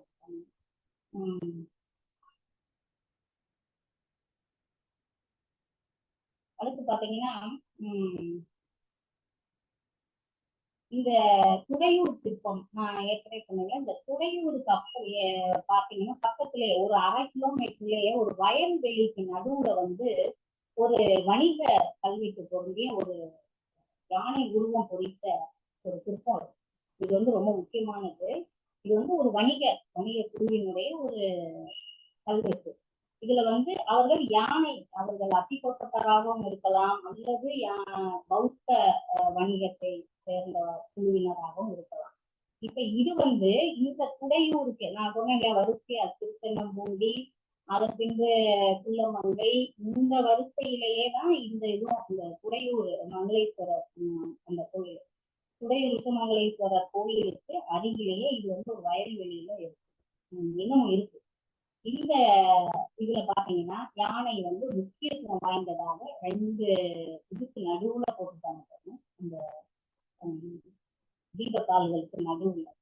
அப்ப இது என்னன்னா, இங்க தொடர்ச்சியா பல இது மாதிரி யானை உருவம் குறித்த பல கற்கள் இருந்ததாக திரு பூங்குன்றன் கூறுவார். எங்களுடைய தொல்லியல் துறை சார்ந்த தொல்லியல் அறிஞர். அவருடைய ஆய்வில் 1970களில் அவர் அந்த பகுதிகளில் ஆய்வு செய்யும் பொழுது அவர் எடுக்கப்பட்டார். அவர் கூறுவார் இந்த செய்தி. அப்ப அதெல்லாம் இப்பொழுது இல்லை. எப்படி பௌத்த சிலைகள் காணாமல் போனதோ பாண்டிய நாட்டில், அது இது போன்ற இந்த சோழ நாட்டில் பௌத்தத்துல இப்ப ஐயா டபிள்யூ ஐயாலாம் நிறைய பௌத்தர்களை பற்றிய அந்த சிற்பங்களை பற்றிய ஆய்வுகள் எல்லாம் கூறியிருக்காங்க. இது போன்ற கற்கள் எல்லாம் நமக்கு உடைந்து பட்டு போகின்றன. இப்ப நடிகர்களுக்கு ஏற்பட்ட நிலைதான் இந்த கற்களுக்கும் நடந்திருக்க வேண்டும் என்பதாக நமக்கு தெரியுது. அதன் பாத்தீங்கன்னா இந்த கோபுரப்பட்டி, அதுதான் கோபுரப்பட்டி திருச்சென்னம்பூண்டிக்கு அருகில் உள்ள ஒரு மற்றொரு கோயில், அந்த காரக்குடின்னு இன்னொரு கோயில் பக்கத்துலயே. இந்த கோயில் எல்லாத்துலயும் இந்த யானை சிவலிங்கத்தை பூஜிக்கிற மாதிரியான புடைப்பு சிற்பங்கள் இருக்கு. அதுவும் ஒரு முக்கியமான ஒன்று. அதுக்கப்புறம் அந்த காவிரி காலத்திலேயே திருவெண்காடு கும்பகருக்கு அருகில் இருக்கக்கூடிய திருவெண்காட்டுல யானை பூசிப்பதாக தேவாரத்துல குறிக்கும். அப்ப என்னன்னா, இந்த பௌத்த சமயம் தன்னுடைய இயல்பினை முடித்து சைவ சமயமாக, அதுதான் பௌத்தர்கள் வீழ்ச்சி அடைந்து பௌத்தத்தை தழுவிய மக்களே சைவ சமயத்தை ஏற்றுக்கொண்டு அதற்கு மாறிவிட்டார்கள் என்பதைத்தான் இது எல்லாமே பதிவு செய்யும். இந்த இடத்துலதான் நம்ம விநாயகரை பற்றிய, கணபதி பற்றிய ஒரு கருத்தை ஒரு வரலாற்று பின்னணியோட பார்க்கணும். இப்ப வெறுமனே ஒரு கருதுகோளாக இல்லாமல் ஒரு வரலாற்று பின்னணியோட எப்படி விநாயகரை பார்ப்பது அப்படின்றது நமக்கு ஏற்கனவே பௌத்தத்துல எல்லாரும் அறிந்ததுதான். அரச மரம் என்பது புத்தருடைய போதி மரம். அப்ப இந்த அரச மரம் என்பது தமிழகம் எங்கும் இருக்கக்கூடிய ஊர்ப்புறங்களில், ஆற்றங்கரை ஓரங்களில், நீர்நிலைகளில் இந்த அரச மரத்தின் கீழ் விநாயக வடிவத்தை, விநாயகரை வைத்து வழிபடுதல் என்ற இந்த மரபு பௌத்தத்தினுடைய தாக்கம் அப்படின்றதுதான் எல்லாரும் வைக்கக்கூடிய ஒரு கூற்று.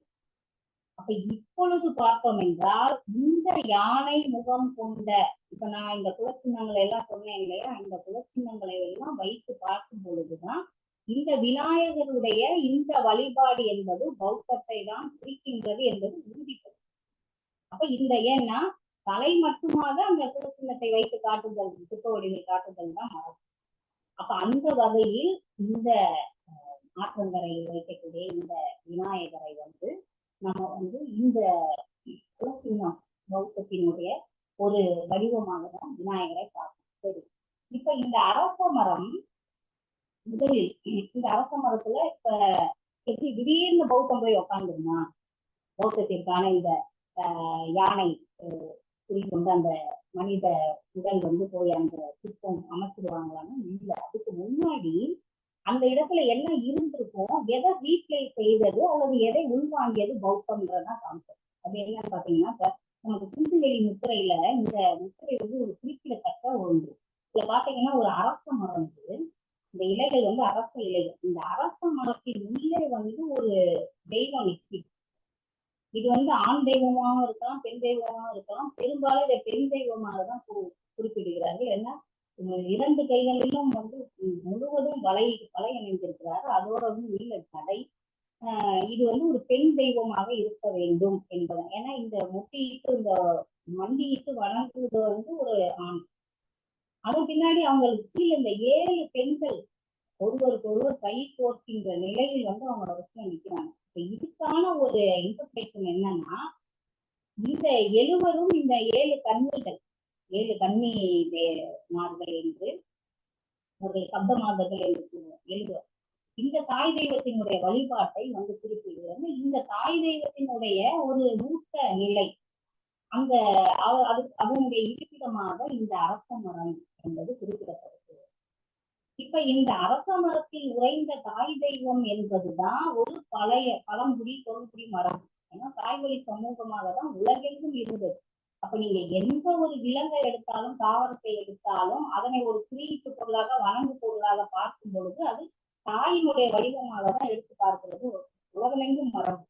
அந்த மரபுலதான் இந்த சிந்து சமவெளி முத்திரையிலும் வந்து இது தாய் தெய்வமாக அதை வந்து பாக்குறாங்க. அதுக்கு கீழே அவங்களுடைய கபாடினேட்டா வந்து இந்த 7 பேரை சொல்லுது. 7னா 7 இல்லை, எண்ணற்றன்றதுதான் 7 பேர் அப்படின்னு அர்த்தம். எண்ணற்ற தாய்மார்கள்.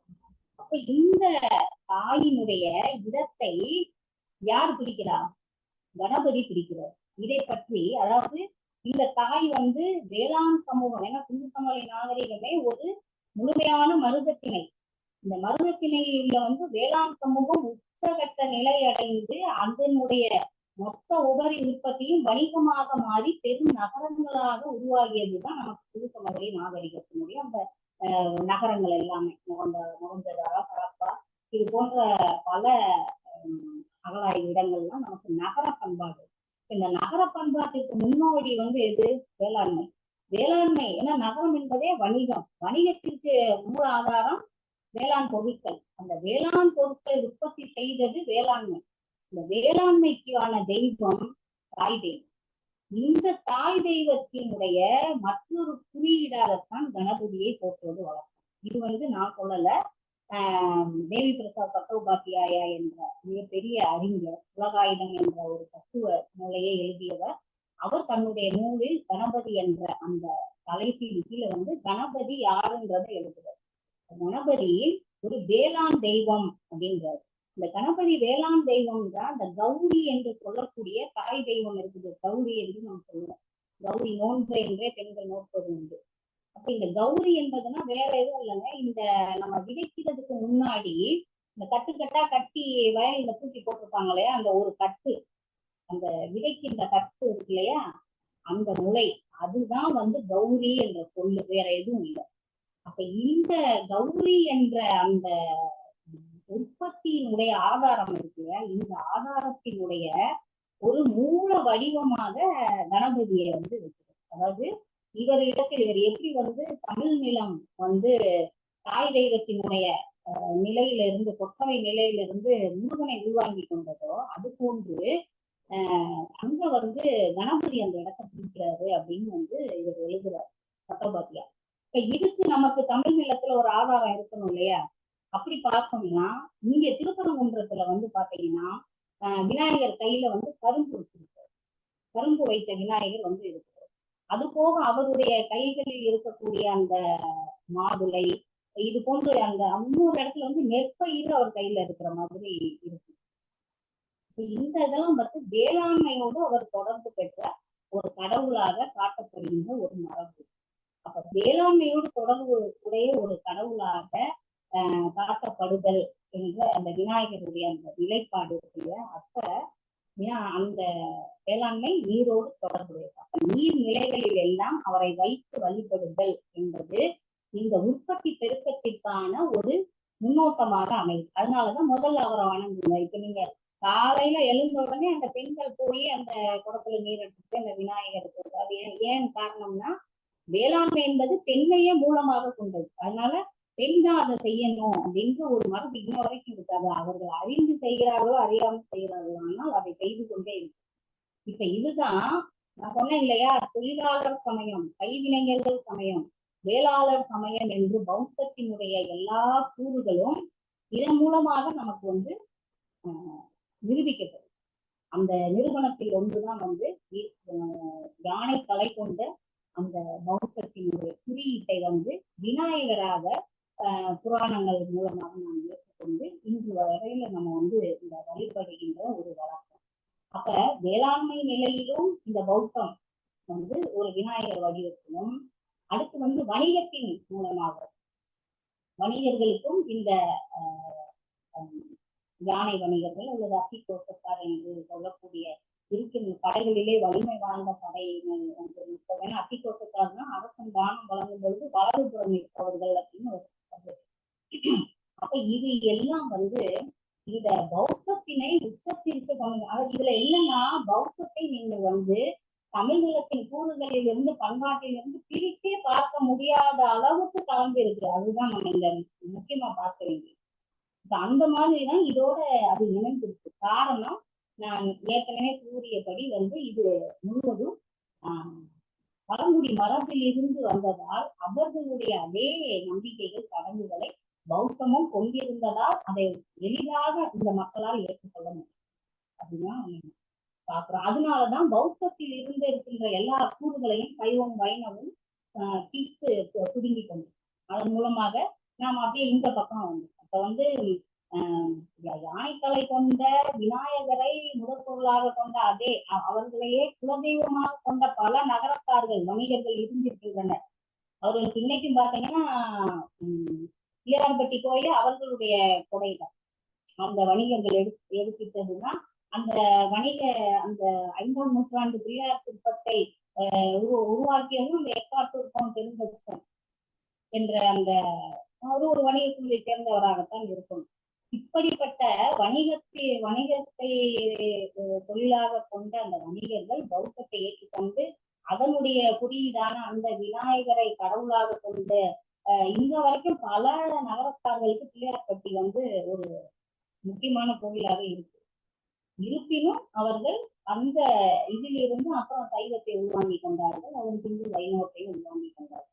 இதற்கு காரணம் இதற்கு அப்படியே அடிநாதமாக விளங்கியது தொல்குடி மரபு. அதனால் இந்த தொல்குடி மரபு எங்கெல்லாம் டிராவல் பண்ணுதோ அங்கெல்லாம் மக்கள் வந்து அப்படியே போயிட்டே இருக்காங்க.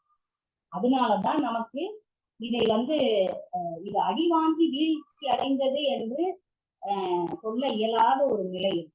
அரசு அதாவது ஆட்சி செய்கின்ற நிலையில் இருந்து வேணால் பௌத்தம் வீழ்ந்திருக்கலாம். ஆனால் பௌத்தத்தினுடைய குடித்தன்மையும் அந்த பௌத்த சமபதம் என்று சொல்லக்கூடிய அந்த அறம் வந்து அந்த எளியோர்களிடம் சாமானியர்களிடம் காட்டிய அந்த அறமும் பண்பும் வந்து தொல்குடி மரபாகத்தான் இருந்திருக்கிறது. மற்றொன்று இன்னும் ஒரு கருத்து, ஒரு முக்கியமான இந்த ஒரு கருத்தை நாம் வந்து பேச வேண்டும். நேரம் இருக்கு இல்லையா? பேசலாமா? மேடம் பேசலாம். சரி. முக்கியமான ஒன்று, பௌத்த கோட்பாடு வந்து வருணனை வந்து ஏற்றுக்கொண்டது. இந்திரனை எவ்வாறு அது வந்து உள்வாங்கியதோ, இந்திரன் வந்து பௌத்தத்தில் எவ்வாறு இணைந்து ஒரு முதன்மை கடவுளாக ஆனாரோ அந்த மாதிரி வருண கோட்பாட்டையும் அது வந்து மன்னிக்கணும், வருண கோட்பாடு இல்லை, அது வந்து பிழையாக போயிடும். வருணன் என்ற அந்த தத்துவார்த்த அந்த மரபையும் பௌத்தம் உருவாங்கியது. இந்த வருணன் என்பது யார் அப்படின்னு பார்த்தா நம்ம திரும்ப வந்து ஒன்று வேதத்திற்கு போக வேண்டும். ரிக்வேதம் வந்து வருணனை வந்து மித்திரவர்ணன் சொல்லுது. 2 பேரும் இணைந்து சொல்லுது. இந்திரனை சொல்லும் பொழுதுதான் மித்திரவர்ணனையும் குறிப்பிடுது. முதல்ல அக்னியை புகழுது, அதுக்கப்புறம் இந்திரனை புகழுது, அதுக்கப்புறம் மித்திரவர்ணர்கள் என்று இந்த இருவரையும் சேர்ந்து புகழ்வதாகத்தான் அந்த பாடல்கள்லாம் வருகின்றன என்று தத்துவ ஆசிரியர்கள் எல்லாமே எழுதுறாங்க. இவர் தேவபிரசாத் சட்டோபாத்தியார் தான் வருணனை தனியாக எடுத்து அதை முழுவதும் ஆய்வு செய்து கொள்கிறார். அந்த வகையில வந்து வருணன் என்பது யார் அப்படின்னு பாத்தீங்கன்னா, அவன் வந்து ஒரு நியதி கடவுள், ஒரு ஒழுங்குக்கான நெறிக்கான ஒரு கடவுள். அதாவது குறிப்பாக ஒரே வரியில் சொல்லணும், அது ஒரு அறக்கடவுள். அறத்தின் மூலமாக, ஒழுங்கு நெறியின் மூலமாக இந்த பிரபஞ்ச இயக்கத்தை தானே நடத்துபவனாக வந்து வருணனுடைய கோட்பாடு வந்து இருக்கு. இப்ப இந்த பிரபஞ்ச இயக்கத்தை பற்றிய கருத்தியல் ரீதியில் எழுந்த பௌத்தம் அடுத்த கட்டமாக, அதாவது வாழ்வியல் நிலையில் வந்து அது பல அறங்களை சொல்லுது.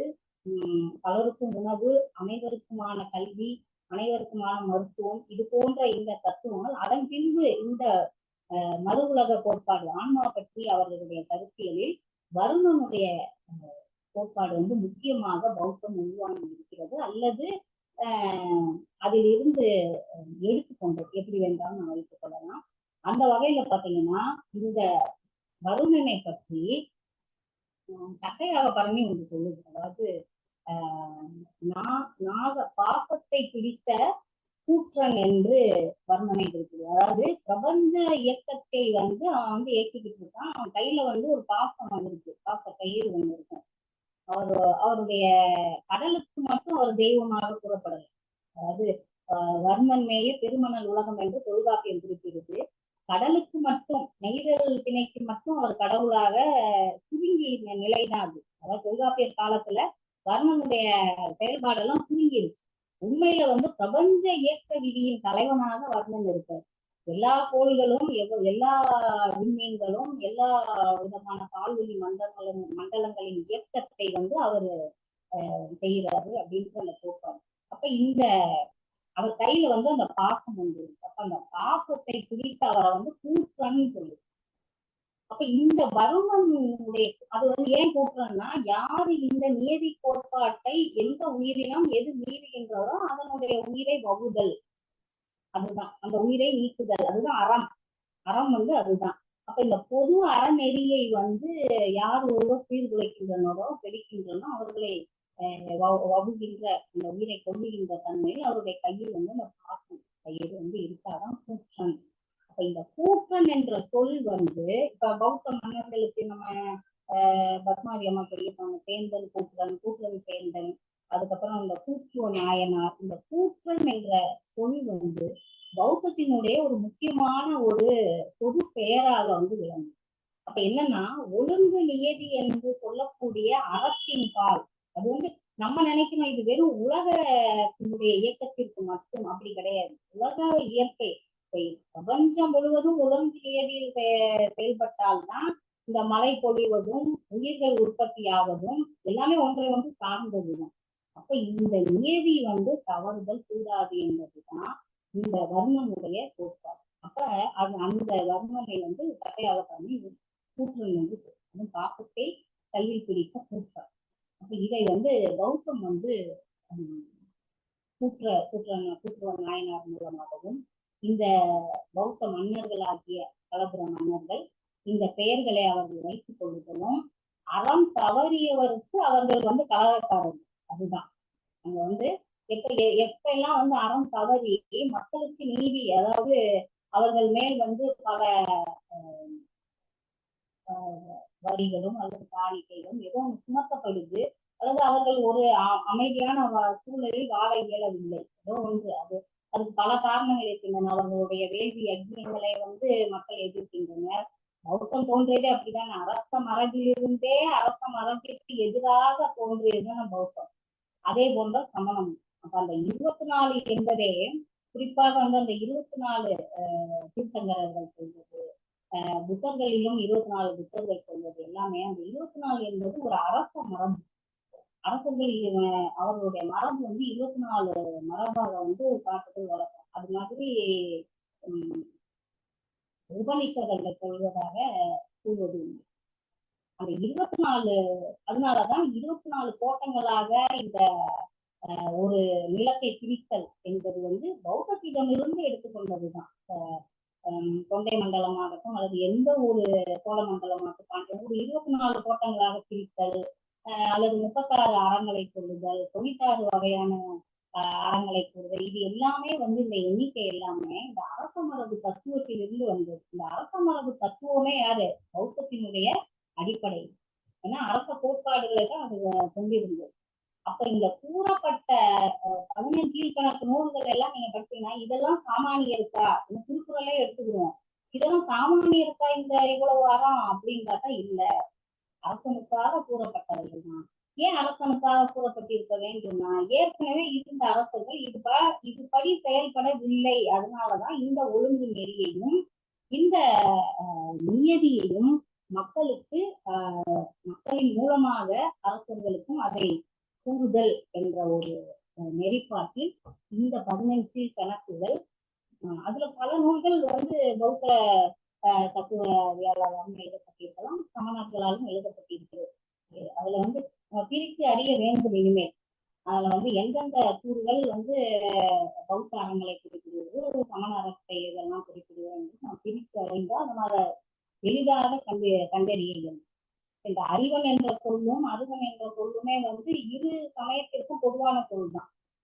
அப்படி பார்க்கும்பொழுது ஏன்னா இரண்டுமே ஒரு அரச மரபில் இருந்து வந்தவைகளால் அது வந்து பல பொதுத்தன்மைகள் ரெண்டுல இருக்கு. இந்த கொல்லாமை, கல்லுண்ணாமை இது போன்ற ஒரு கடினமான நோன்புகளை வந்து சமணம் கை கொண்டிருந்தது. இது வந்து பௌத்தம் வந்து ஒரு பிளெக்சிபிளான நடுநிலையான ஒரு தன்மையோட வந்து அது போச்சு. ஏன்னா இதுதான் வந்து அரச மரபு. எது ஒன்றும் பிடித்த பிடியாக வைக்கிறது இயலாது. ஒரு குறைவுடைமை இருக்கணும், ஒரு நடுநிலைமையோட தான் அதை அணுக முடியும். அதனாலதான் பௌத்தர்களுடைய கோட்பாடு அரச இதுக்கு வந்து போச்சு. அவர்களே வந்து அரசர்களாகவும் மக்களை ஆள்வதுமாக அது அணுக முடிந்தது.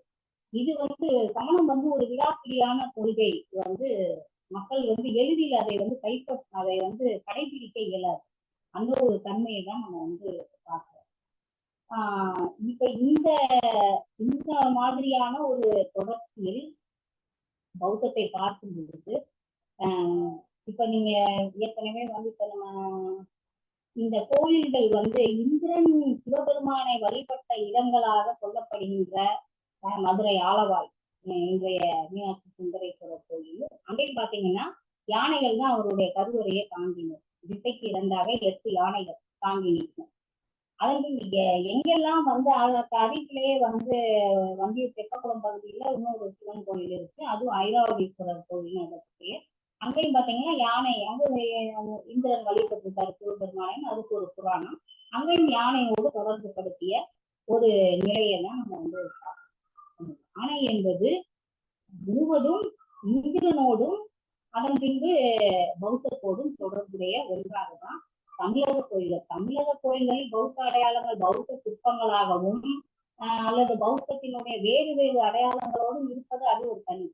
இது ஒரு மைக்ரோ ஸ்டடியாக நம்ம எடுத்து பார்த்தோம்னா இந்த யானை என்ற ஒன்றை மட்டும் வைத்து நாம் வந்து இது வந்து ஒரு குறிப்பிட்ட பகுதியில தான் நம்ம பார்த்திருக்கிறோம். இன்னும் இதனுடைய தொடர்ச்சியும் நீட்சியும் இருக்குது அப்படின்றத நம்ம பார்க்கிறோம். இதுல இன்னும் ஒரே ஒரு செய்தியை மட்டும் சொல்லி நான் நிறைவு செய்கிறேன். இந்த பல இடங்கள்ல இப்ப கூட நம்ம சமீபமா பார்த்தோம், இந்த தலைவேட்டி முனீஸ்வரர் என்று ஒரு சேலம் பக்கத்துல ஒரு கோயில். அதே மாதிரி நமக்கு இங்க மதுரையில வந்து பாண்டி முனீஸ்வரரும் ஒரு புத்தர் சிற்பம் தான் அப்படின்னு பார்க்கணும்.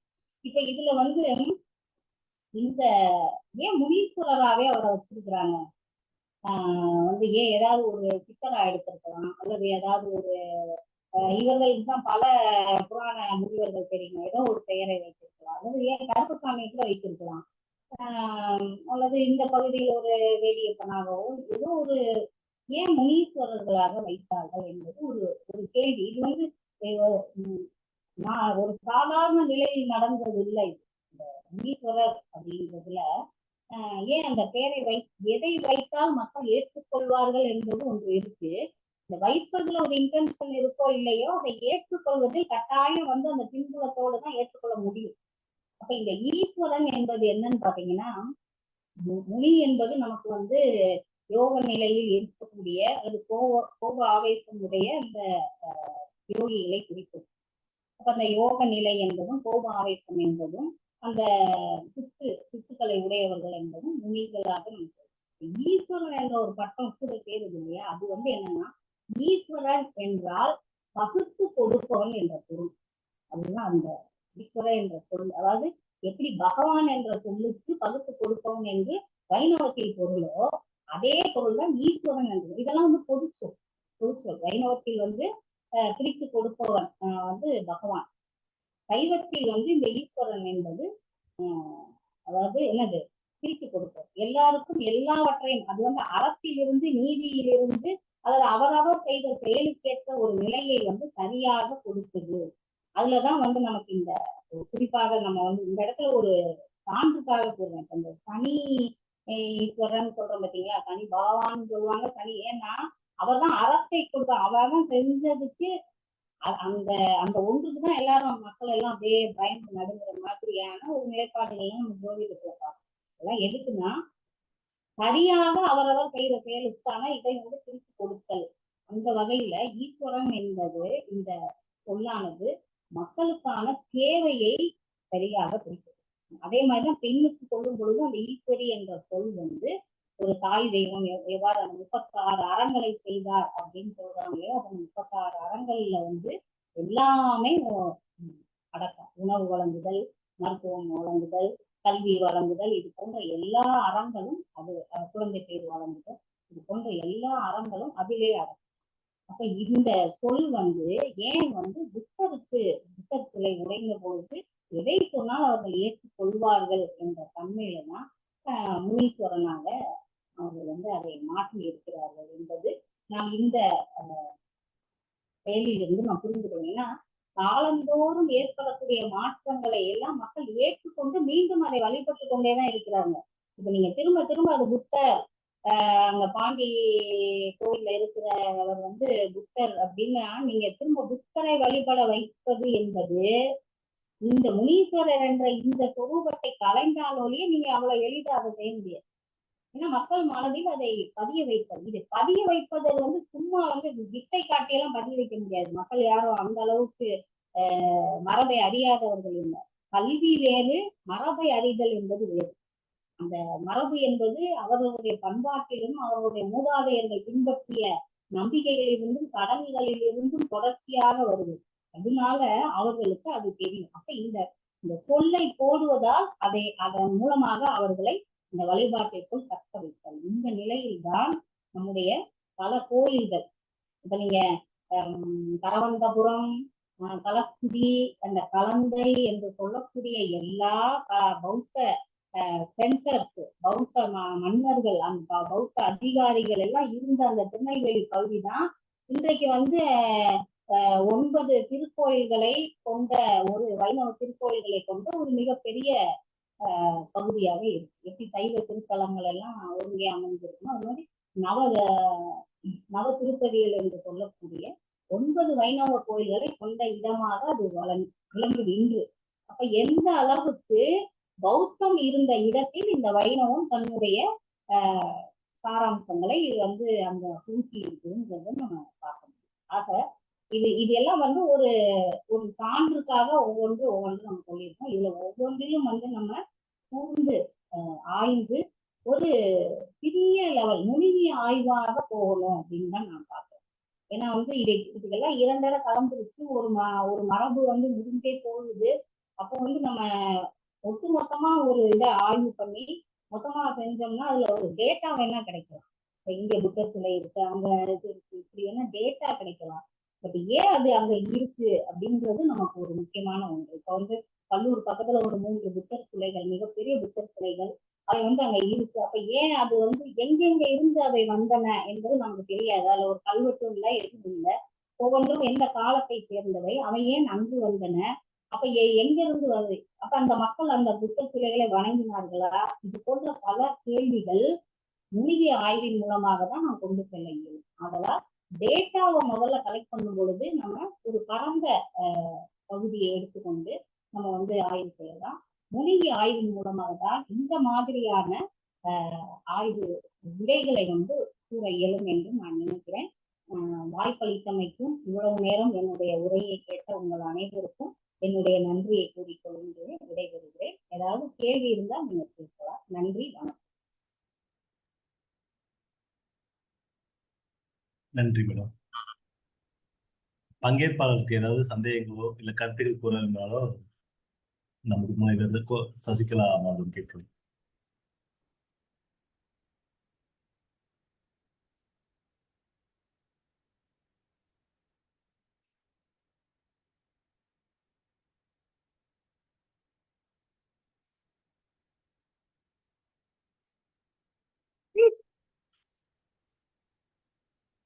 வணக்கம் மேடம்.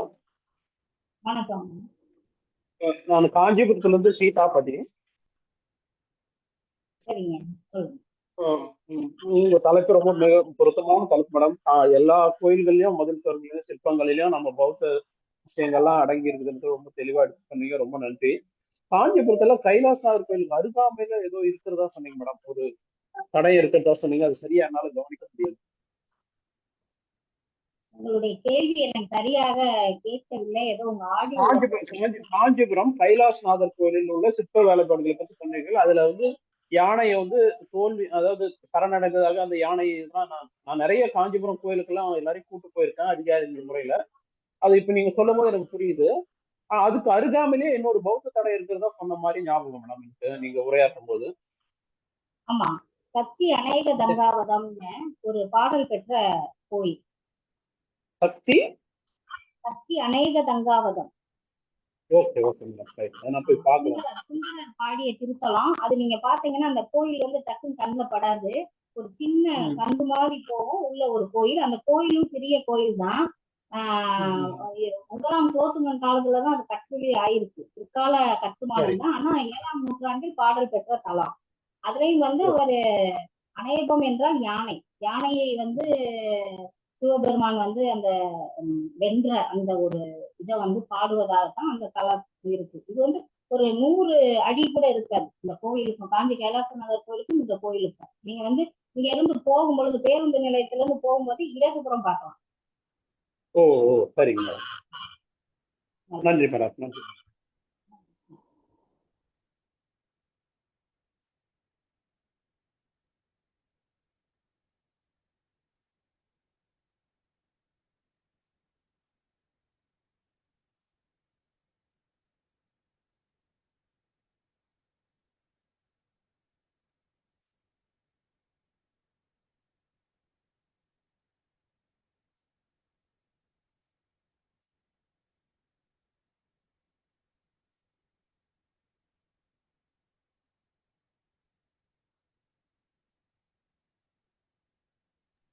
வேற யாருக்கும் எந்த கேள்வியும் இல்லைன்னு நினைக்கிறேன். வேற யாருக்காவது ஏதாவது கேள்விகள் இருக்கா? கேள்விகள் இல்ல கருத்துகள் கூற விரும்பினாலும் கூறலாம்.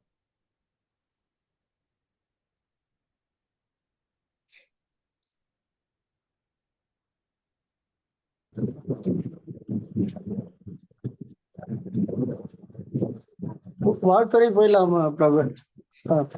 ஓகே, அதுக்கு முன்னாடி ஒரு லிங்க் ஒன்று ஷேர் பண்ணியிருக்கேன். சசிகலா மேடம் எழுதிய புத்தகங்களோட தொகுப்பு. அது மீன்ஸ் பனுவல் ஸ்டோர்ல வந்து நம்ம சசிகலா மேடம் எழுதிய புத்தகங்களை வாங்கிக்கலாம். குறிப்பிட்டு சொல்லலாம் தாய்வழி சமூகம்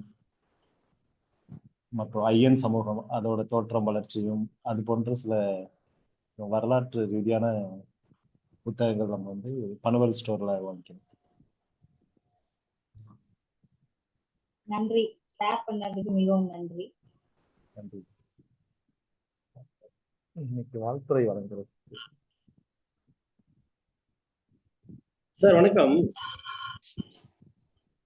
சொல்லுங்க சார், நான் தனகுமார். ஆக்சுவலி திரு சிவராஜ் அவர்கள் வந்து இன்னைக்கு வாழ்த்துறை வழங்கணும். ஆமா, உங்களுக்கு வந்து அவசர வேலையா திருநெல்வேலி போயிட்டாரு. அங்க வந்து சரியா நெட்வொர்க் இல்லையா, அவர் எனக்கு கால் பண்ணாரு. சரிங்க சார், நீங்க இப்ப வழங்கிட முடியுங்களா? அவர் சார்பா நானே வழங்கினான்னு உங்க அனுமதியை கேட்கிறேன். கண்டிப்பா சார். ஓகே சார், எல்லாருக்கும் ஜெபியம் வணக்கம். இன்றைய இந்த 26வது வார இந்த தொடர் இணைய வழி கருத்தரங்கிலே தமிழ்நாட்டின் கோயில்களின் பௌத்த அடையாளங்கள் என்கிற இந்த ஒரு தலைப்பில் நம்முடைய முனைவர் சசிகலா அவர்கள் சிறப்பான ஒரு ஆய்வறிக்கையை, சிறப்பான ஒரு ஆய்வுகளோடு இந்த ஒரு உரையை நிகழ்த்திருக்கிறார்கள்.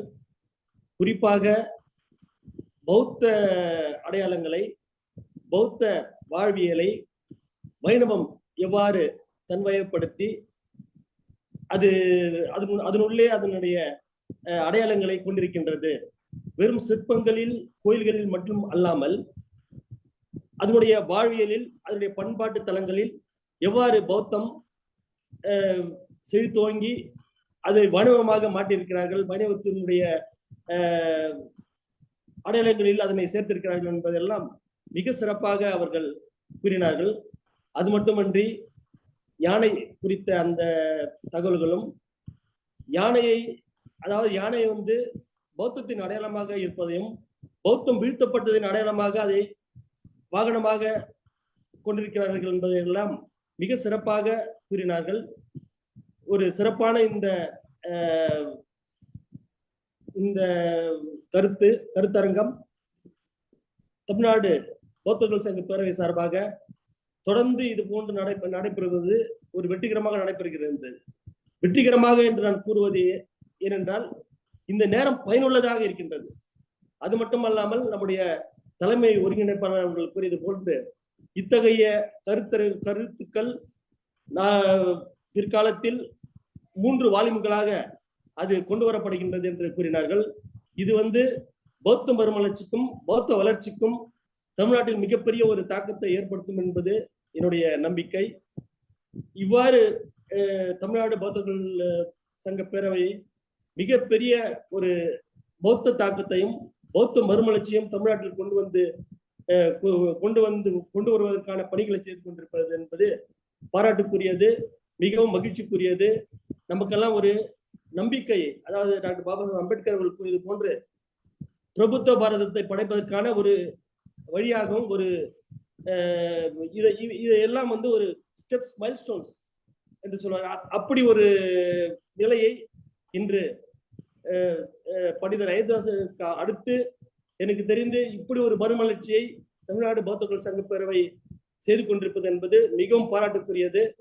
அந்த வகையிலே அவர்களை வாழ்த்துவது மட்டுமல்லாமல் இன்றைய தினம் நம்முடைய முனைவர் கோ சசிகலா அவர்கள் இத்தகைய ஒரு சிறப்பான ஒரு கருத்துக்களை வெளிப்படுத்தியது, அதை அந்த பவர் பாயிண்ட் பிரசன்டேஷன், அதாவது அந்த போட்டோஸ் அதெல்லாம் சீரிய முறையில அதெல்லாம் தயார்படுத்தி நமக்கு ஒரு சிறப்பான ஒரு இந்த ஆய்வறிக்கை ஒரு மிக தெளிவாக எளிய முறையில நமக்கு வழங்கியிருக்கிறார்கள். அவர்களுக்கு வாழ்த்துக்கள், பாராட்டுக்கள்.